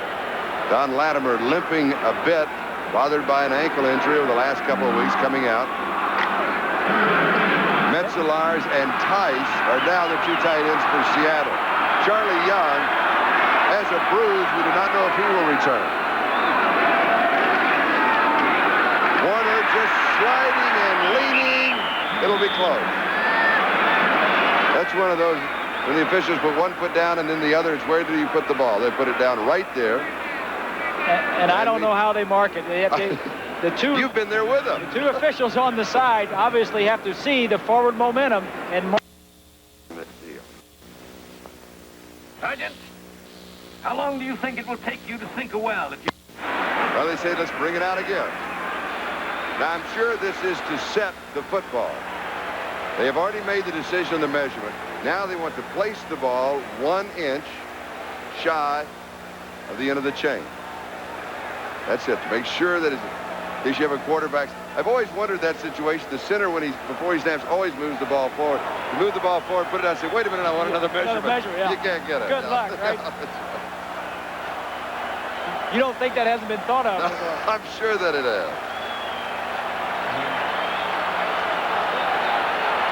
Seahawks going for it. Over the season, 4 for 10. 4th down at 10.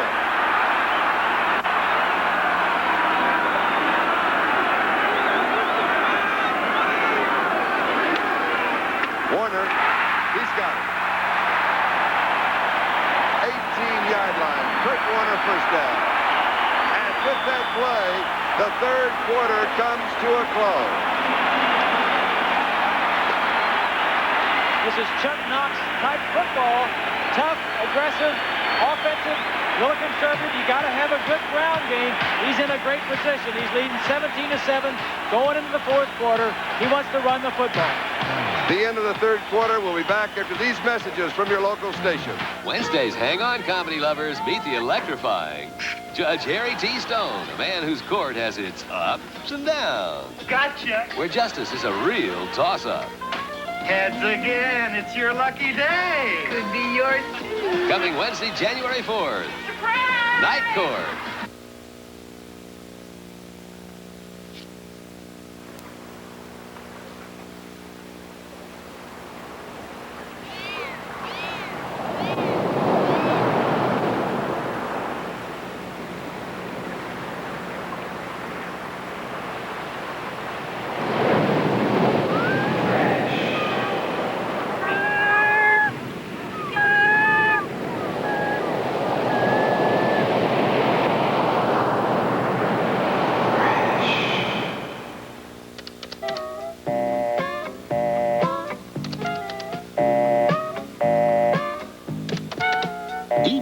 American companies lose millions of dollars in productivity because of their phone systems, when all they have to do is call GTE. Backed by 100 years of experience, we sell telecommunication systems that do everything from automatically redialing busy numbers to handling the most advanced data applications. Isn't it about time you gave us a call? Doug Lemire, your News 8 outdoor specialist. 4th and inches. Take a look at Randy Gradishaw. You think he doesn't know what's coming? If Warner's going over the top, so am I. Blair Bush, 59, just trips him up, allows him some airspace to get over the pile. Was there any help from the sidelines? Let's wait and see. Whoops. All right. Kurt Warner, 87 yards rushing, 29 yards receiving. He has 116 yards in total offense. This is Charlie Jones, Bob Greasy. Thanks for the sign. Merry Christmas, everybody, as we start the 4th quarter. Seattle leading 17-7. Play action. Paul John.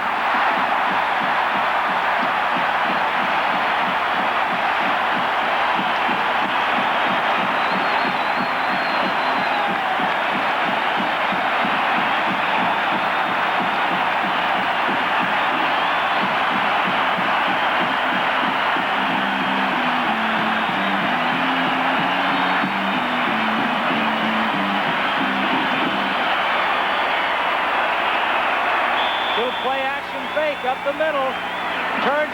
John has single coverage, man on man, throws it over the linebacker, over Mike Warren's head. 6 points. A first reception for Paul Johns in the ball game, 18 yards in the touchdown. Norm Johnson, extra point attempt, is good. The celebration has begun. 24-7, the Seahawks lead. Introducing the amazing Renault Encore. Look how it feels to mold to the road with 4 wheels suspended independently. Feel it flow through hairpin curves. Look how the new Encore feels as it almost ignores gas pumps and provides front-wheel drive for extraordinary cornering. For an amazing 5755 European design built in America, the new Renault Encore. Amazing. The one to watch, the one to watch, the one to watch. Renault. Seguin, Texas and Milwaukee both mean something great to these guys. Seguin means barbecue at its biggest and best. And Milwaukee means beer. Cold, crisp, old Milwaukee beer. And smooth, golden old Milwaukee Light. And old Milwaukee. And old Milwaukee Light. Tastes as great as their name. You know, it doesn't get any better than this. Tuesday, Laura's #1 on the hit list. I'm not running from this. So don't run. Can she catch the killer before he blows her away? Tuesday on Remington Steel. An end zone look at the last touchdown. Give credit to Craig. The free safety right here moved over this way. He reads it. He's going to throw the touchdown pass down deep in this area to Paul Johns, who has single coverage on the play. Play action fake, comes back, throws it high and over the top of Mike Hartley. And John Elway loosening up on the sideline. He can get you back in the ball game in a hurry because now everybody knows he's going to throw. He doesn't have to bother about the coverage and reading the defenses that much. Zach Thomas, Steve Wilson for the return. It will be Zach Thomas to the 10. Denver needs at least reasonable field position. It's not quite that. It's going to be the 20-yard line. Mark Hicks, the rookie out of Arizona State, is the man who made the tackle. And there is Paul John.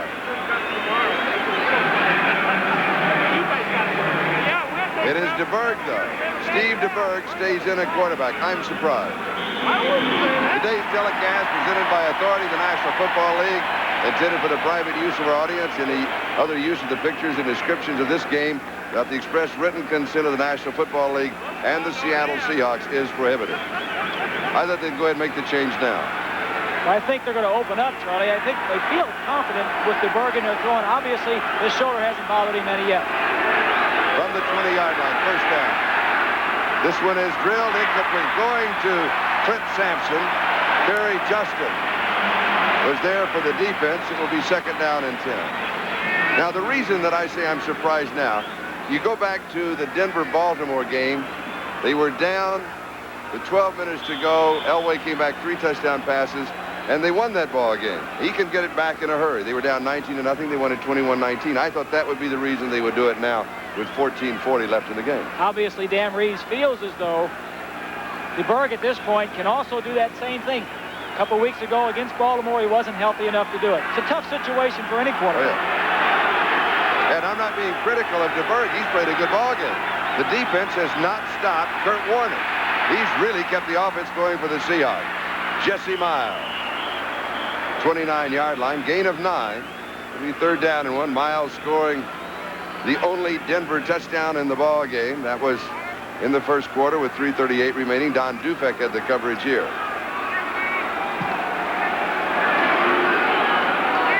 Third down and 1.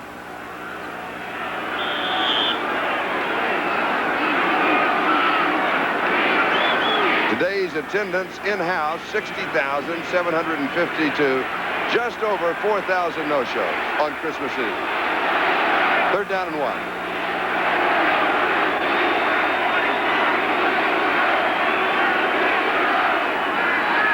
Play action. Almost picked off by Paul Moyer. That would have been a quick 6 if he could have got it. Egloff intended receiver. That's just good coaching, Charlie. It was a good play. DeBerg wanted to throw to his right side. He came back to his outlet, which was all the way across the field to his left.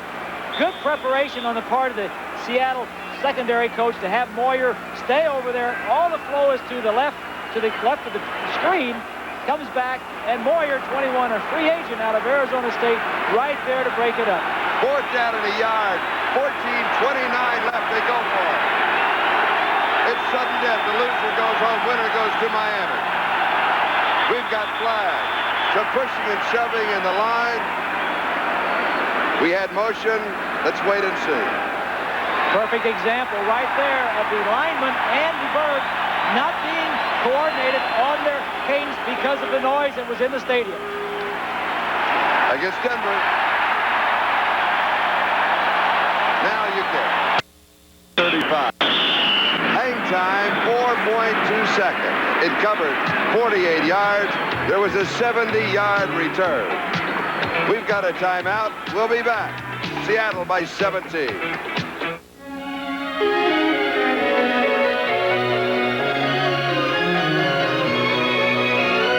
Light up your eyes, unwrap your smiles.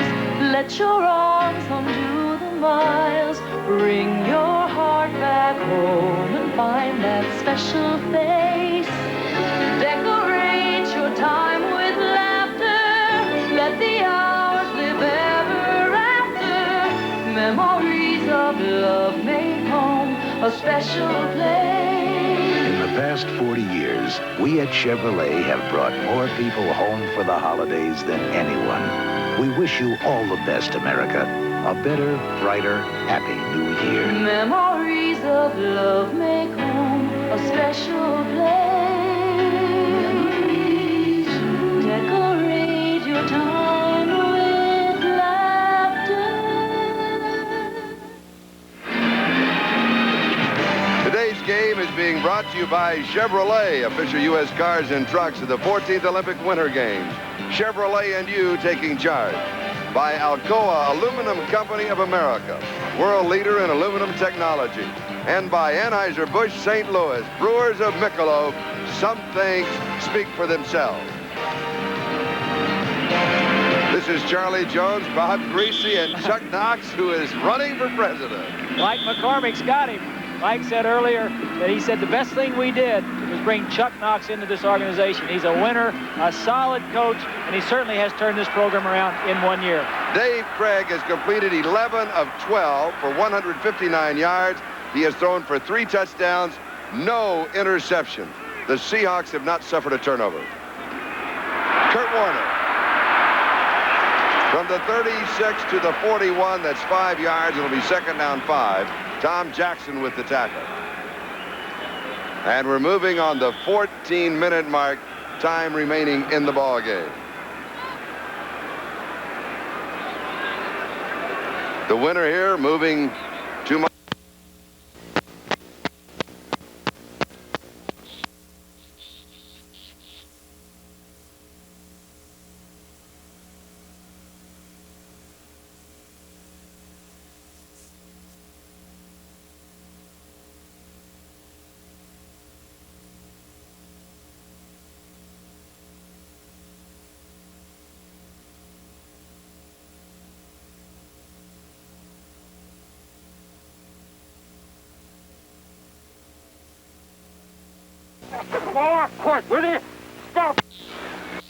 Even if the Seahawks get in the playoffs, this is when they were playing New England.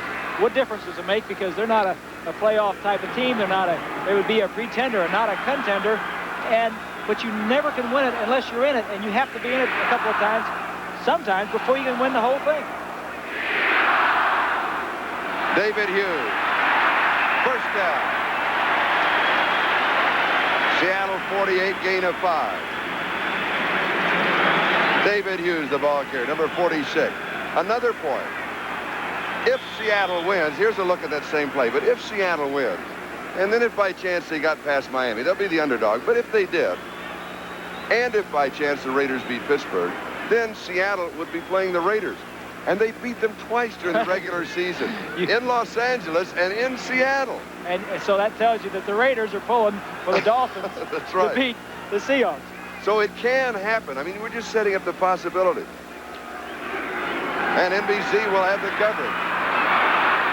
Coverage was there for the Bronco defense. Craig pulled it down and had a couple of yards to the 50-yard line. It'll be second down and 8. Tom Jackson with the tackle. We're moving on the 12-minute mark, time remaining. It is tough in offensive and defensive line play. It's tough in the trenches. Yes. To wear those gloves to protect their knuckles. So many times the defensive and offensive linemen will get their fingers caught in the equipment, the shoulder pads, even the headgear. Those gloves and tape help to prevent some of the scars. Second down and 8. In the last 4 plays, Seattle has used 4 different men. Oh, look at the reaction of Kurt Warner. He will lose a couple of yards. He loses yards with excitement. He makes things happen. He's like a caged cat sometimes. He gets up and he's got good eyes. I like to say good runners have good eyes. They know where the hole is the entire time. Here he slips a little bit. If he would have continued in the same direction. Look at the reactions. He was boxed in. The good runners, they're almost Popeye look because of the vision, good feet, and good feet and good eyes. Their feet can take them where their eyes see. Third down and 10.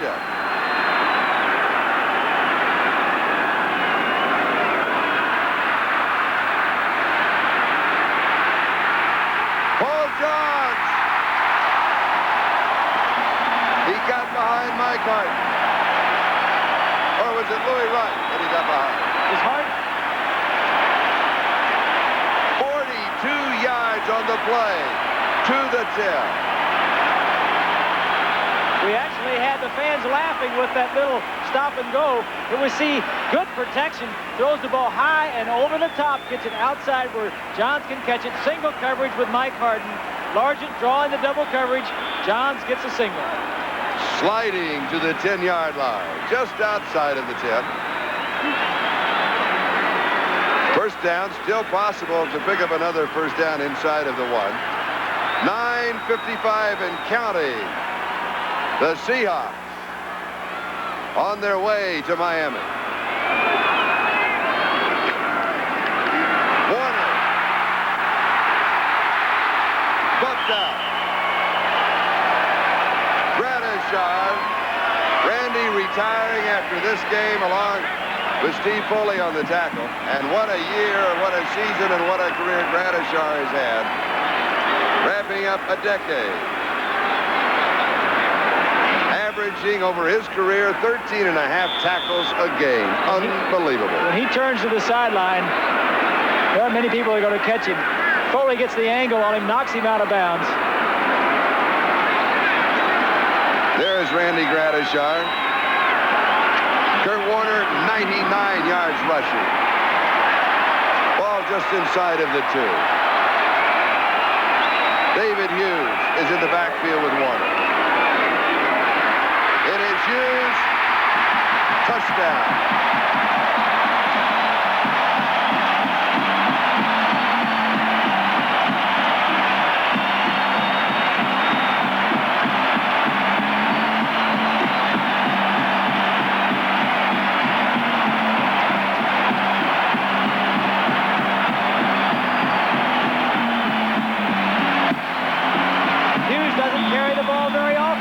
He gets the tough yards, lowers his head.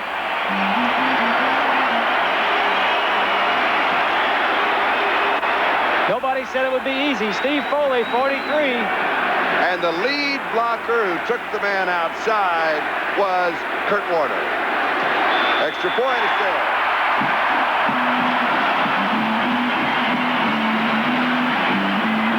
Seattle 31, Denver 7. Let's go back to the touchdown scored by David Hughes. David Hughes joins Steve Largent, who scored a touchdown. Pete Metzelaars, who scored a touchdown. And Paul Johns. They scored the touchdown. Robert Pratt with a key block. So the quarterback, Dave Craig, says, hey, our offense is like fertilizer. We've got to spread it around for it to do any good. And he has done that, and they have the lead 31-7. Zach Thomas. Flag is down, and shot is decked at the 19. Bruce Schultz on the coverage for the Seahawks. Outstanding coverage teams. #1 in the NFL in kickoff and punt coverage. And John Elway is coming into the ballgame. The flag will cost him field position. Would have been close to the 20. DeBerg has had a good ball game. And he's played it with a pin in his shoulder 7 weeks after the shoulder. He's tough, and he is good. It wasn't DeBerg's fault they didn't win. No. He had an interception, but he was hit as we get the call from the official. Illegal block, number 83 of the receivers during the return. Half the distance to the goal. First down at 10. In fact, Charlie, early on in the ball game, they fumbled the ball away inside the 5 and thrown that interception. And gone in got some points. It possibly could have been 17 or 21-7 in favor of Denver. But the turnovers and Seattle's aggressive defense made the difference.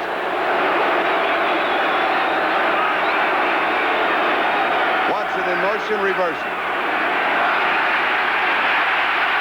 Elway goes deep. And it is caught. He goes to Clint Sampson, the rookie out of San Diego State. A gain of 30 yards from the 10 to the 40. Sampson's first reception of the ball game. Dave Brown had pretty good coverage on it. You talk about being in a hole or coming in a hole. You're down 31-7. You're on your own goal line, and you're starting to throw the ball. First play, gets the ball off and gets a little bit of pressure. Says, welcome to the game. We want to warm you up real quick. Jacob Green coming over the top. Sampson limping just a bit. That may be to pull the cornerback in. That'll make him the same speed everybody else. He's got so much. First down from the 40. Fire, tip, second man has it.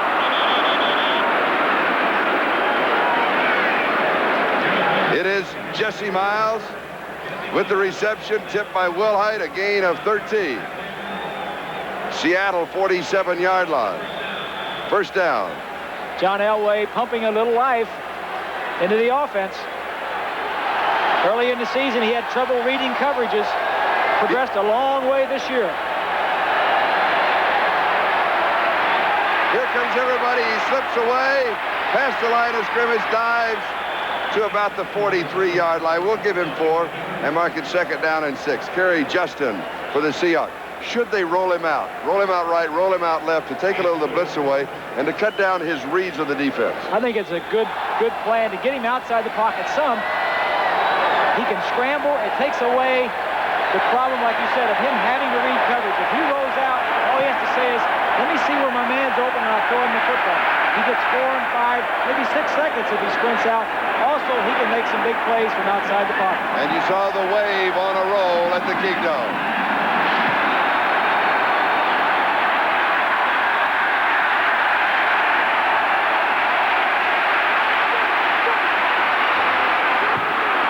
over the sideline. That will stop the clock with 7 minutes and 50 seconds left in the wild card game. Elway picks up 10. Gregory Johnson chasing him. That's one of the things he learned this year in his first year in the NFL. Run out of bounds when you're near the sideline. The man who starts the wave, there it is. It's off and running. That is Bill the Beer Man. They're sending it. They run it both ways. There it goes. 32-yard line, first down.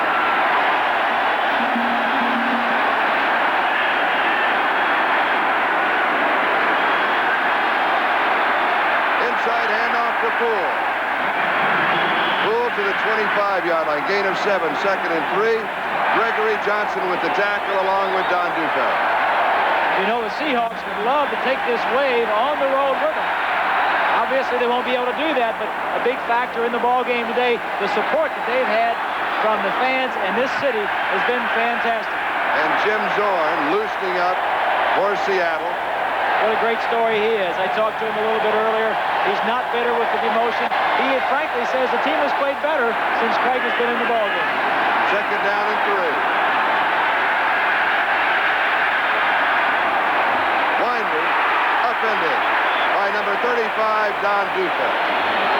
Loss of a yard. 3rd down and 4. I hate to ask this. I really do.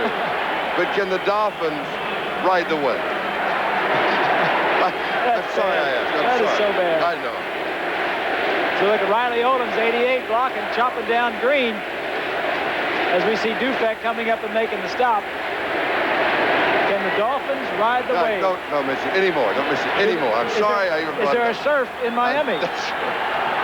3rd down and 4, 26-yard line.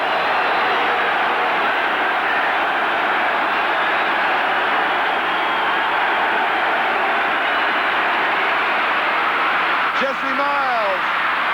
Miles inside the 10. They'll mark it at around the 8-yard line. The gain of 17, maybe 18. John Harris makes the tackle. Denver has a chance to strike here. 6 minutes left to go. First down, goal to go. This is the old shovel pass. Just shovels it forward to the back coming to the inside. Usually you run that on the defensive end. That is a hard rusher upfield. You don't block him, you just kind of influence him. Quarterback sprints one way and you pitch the ball up forward. Good play that time. Elway drops his almost intercepted by Jeff Bryant. Woo! 2nd down, goal to go. I think the ball got there before Jeff realized it. It was an end-over-end pass. Jeff probably was saying if you could throw us with a spiral, I could have caught it. Could have caught it.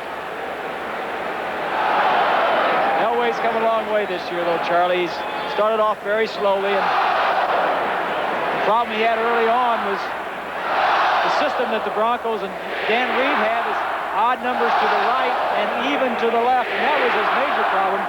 That, in addition to reading coverages in the secondary. That was directly opposite the system at Stanford. Exactly. So that's all a mental adjustment. It takes time. Sampson. 5-yard line. It'll go for a gain of 3. John Harris for the defense. 3rd down, goal to go.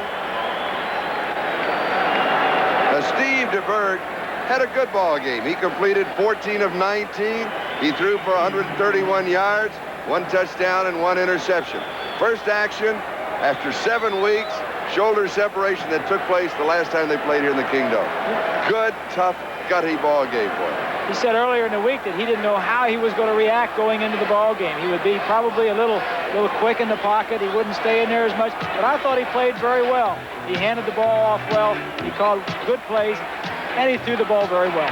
We have an injury timeout. We'll be back in just a moment. Kerry Justin, the injured player, shaken up. He is the starting cornerback on the left side, and Keith Simpson, of course, will come in and replace him. Now we must start addressing ourselves to the fact, because of the score 31-7, is the Seahawks and Miami. In Miami.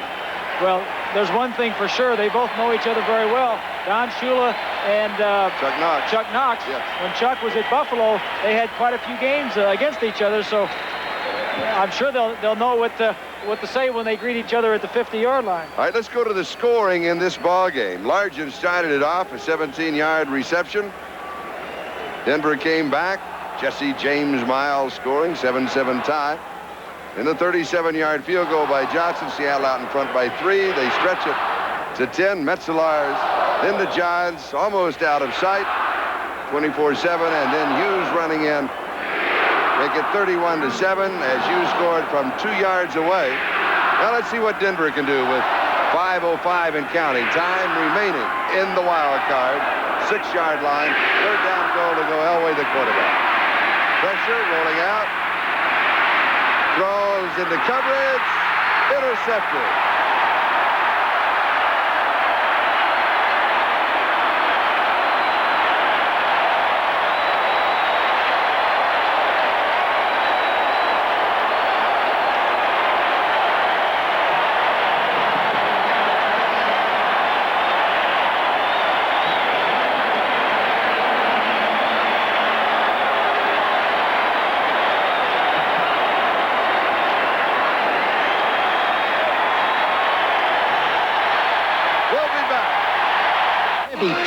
Taking charge.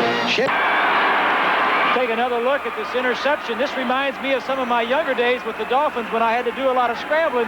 Good reverse pivot. Problem now is you got to see the entire field. He saw his receiver, did not see the defensive back cutting in front inside of Riley Odom. Injury report on Kerry Justin, ribs. Could return if they need him. Right now they don't. Greg, 12 of 13, 200 yards, 3 touchdowns, no interception. Turnover. Denver kicks it, coughs it up 3 times. Seattle does not, and now Jim Zorn is the quarterback. Zach Dixon, the ball carrier from the 20. For Dave Craig, his 3rd pass of the game was his only incompletion. That's quite an afternoon. He obviously enjoyed his first playoff game. The only free agent quarterback that is starting in the National Football League is Dave Craig. You saw him applauding a little earlier. That was for the announcement that Jim Zorn was in at quarterback. Good close relationship between both quarterbacks.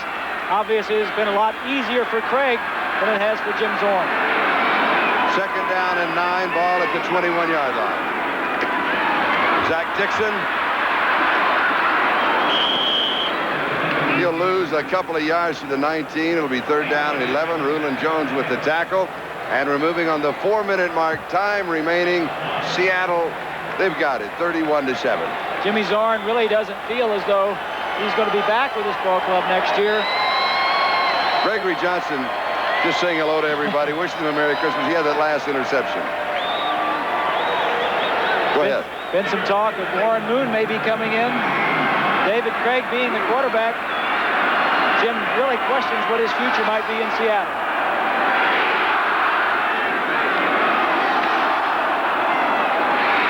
Zach Dixon. Gain of 5 to the 24. So it'll be 4th down and 6. You know, as we look at Chuck Knox, you know, Denver coming in here, Charlie, they got blown out last week at Kansas City. I don't think they really had a good feeling coming in here. They have not won the last 3 times they've played in the Kingdome. For the last 2 years, they have not won on artificial turf. They did win 2 games this year, but previous to that, the 2 years, they did not win on artificial turf. They are not a good artificial turf team. And they haven't been that strong on the road recently. Their last road win was October the 9th, and they lost, I think, 4 in a row. They did lose 4 in a row. Good kick by Jeff West. Thomas from the 29-yard line. Excellent coverage by the Seahawks. The picture shows why they are #1 in the NFL in kickoff coverage and punt coverage. Coming up next weekend, the divisional playoffs. It'll be the Seahawks against the champions of the East, the Miami Dolphins at the Orange Bowl. The Steelers, they're almost everybody's forgot about the Steelers. They really have. They talked about it's all been home field advantage. Hey, the Steelers and the Raiders, that'll be another good one in LA. Check your local listing, games and times in your area. Next week, Seattle at Miami. Chance to look at 2 outstanding rookies. Kurt Warner for the Seahawks, Dan Marino for the Dolphins. AFC Rookie of the Year? Which one? What about co-rookies of the year? They're both so good. And they both meant a lot to their ball clubs. Yes, they did. Denver from their own 30-yard line. Elway rolling right. Throwing. It is pulled down by Sampson. First down, John Harris with a tackle. Gain of 19 yards from the 30 to the 49. One of the things Elway can do with his mobility, most young quarterbacks can do this, scramble around. It gives the wide receivers downfield more time to get open. Hurry up offense. You can see the time moving on the 2-minute mark from the shotgun. He does have a good arm. That is an impressive throw to Jesse Miles. And interesting, he throws more to Sampson and like to Miles. They are rookies. He's worked with them a lot. Well, and there's that, you know, we're all in this together, I think. Well, you go into training camp, you're a lowly rookie. All your rookies kind of hang out together. You go on the field, you say, let's throw some passes. All the rookies come together and work together. You get to know them a little bit better. 2-minute warning, and it's time for another of those fantastic finishes. Number 53, Randy Gradishar, retiring. This is his last playoff game. He will be in the Pro Bowl for the 7th time in his 10-year career. Outstanding young man. He's had a great career. Great man on the field, great player and off he's healthy. the field. He's healthy. He's leaving us healthy. And he wants to retire healthy. Yep. 41-yard line, first down.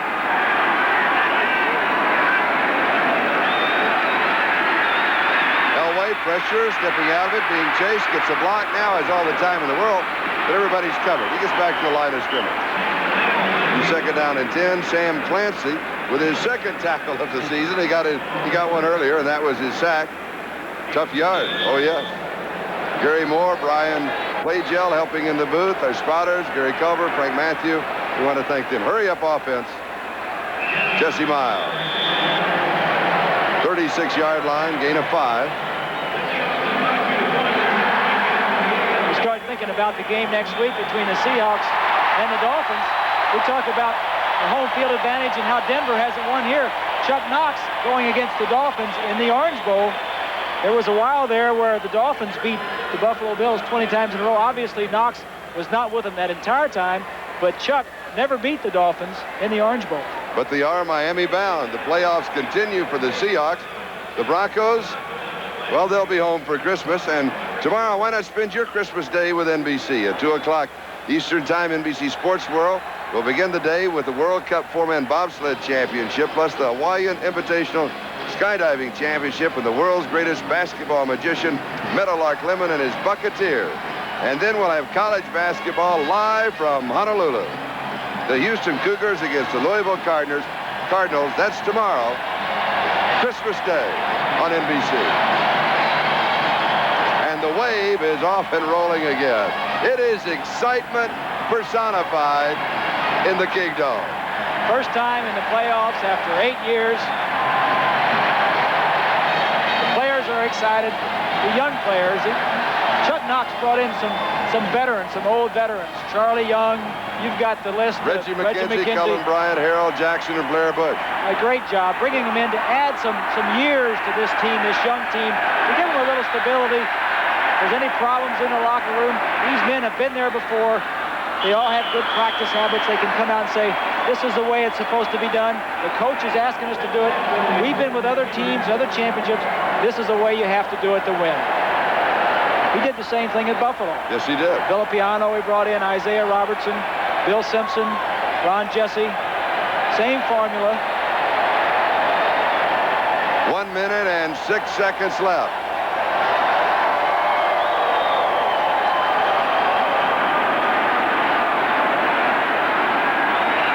Down and 4 from the 35 of the Seahawks. Elway, throw. It's there. Zach Thomas. And a flag goes down. That was a little extra nudge on the sideline, and no need for it. Gain of 19 yards.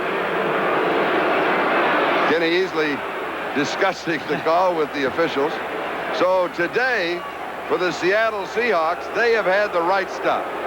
Denver with an opportunity in the first half, interception and a fumble recovery cost them scoring opportunities. Seattle all year long have been opportunistic. resourceful, capitalizing on the turnovers. And they did it again. It's been a very typical Seattle win. And I say that thinking of Chuck Knox. Conservative, but yet strong ground game as we get the call. This for Spearing, number 45 on the defense. First down. Spearing, of course, is coming in and hitting with the top of your helmet. Chuck Knox likes a strong ground game. Mix in the pass. Don't make any mistakes and create mistakes for the other team by having an aggressive type defense. He has done that. They are second in the National Football League in causing turnovers. Elway throws, pass is complete to Miles. Clock moving, 50 seconds and counting. Kenny Easley with the tackle. It's been a long afternoon for Dan Reeves, the head coach of the Denver Broncos. In his first playoff game, he came in with a good game plan. But like Custer, he also had a plan. I think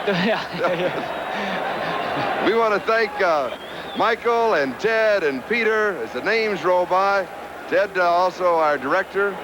John J. Flip, we call him, Bucky.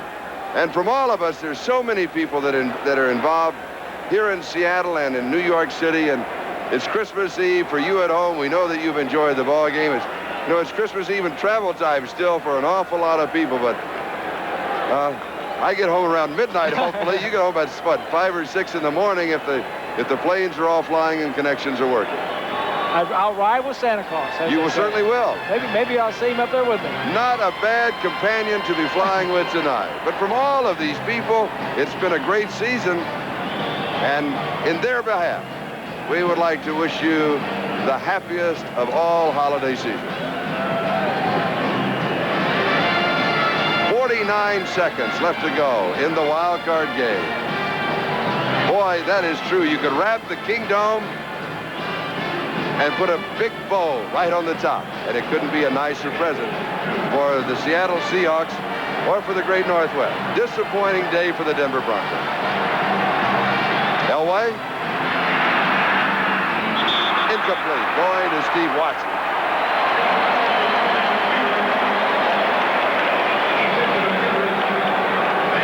.45 seconds left in the wild card.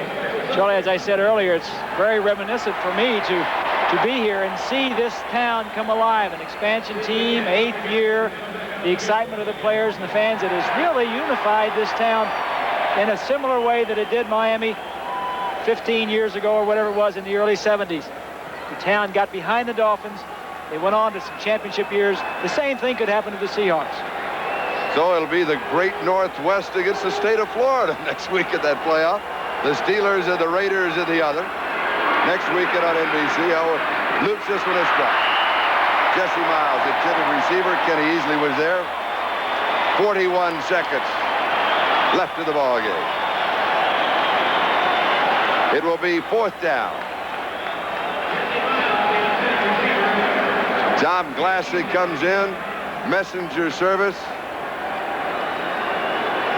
What might be the last offensive play of the season for the Broncos. But don't forget a touchdown onside kick. Maybe another one. Maybe another one. That's right. It's the season for the Seahawks. Speaking of Seahawks, one joined you at breakfast outside of your window today. As a matter of fact, it did. And Bob shared a little waffle with it. Huh? Will Hyde. He fumbles the ball through the end zone. It'll be a touchback. If it's ruled a fumble, Seattle will have the ball at the 20. If it's down, the Seahawks will have it at the 1. Greg Gaines made the tackle. They're going to mark the play dead at the 1.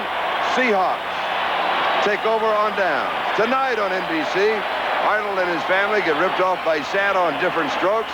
And on Silver Spoons, Ricky learns the true meaning of Christmas. Then on Manimal, Jonathan Chase has only 24 hours to solve a vicious murder.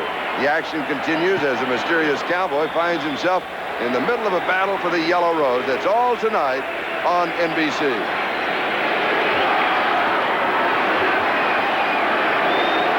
Now all the Seahawks need to do is run 36 seconds off of the clock. Zorn, the quarterback, he'll just fall on the football. He'll lean into the line because he doesn't have that much room. But it has been a good season for the Denver Broncos. It has been a great season for the Seattle Seahawks. They have been up and down, played well last week against New England. They played well again today. They both have 9-7 records, Charlie, but I think the key is that Denver, when they hit the playoffs, were on an emotional low. They were on a downstroke, and the Seahawks were on the incline. They were on a rise. They were playing well, and the momentum is carrying them into the playoffs even further. The two head coaches, Chuck Knox and Dan Reed. Double class in those two men. Final once again, 31-7. Seattle wins. We'll be back. Score, Seattle 31 and Denver 7. The Broncos returning home for Christmas. Seattle, their hopes remain alive. For Bob Greasy, I'm Charlie Jones. Merry Christmas, everybody, and a Happy New Year. A promotional fee has been paid.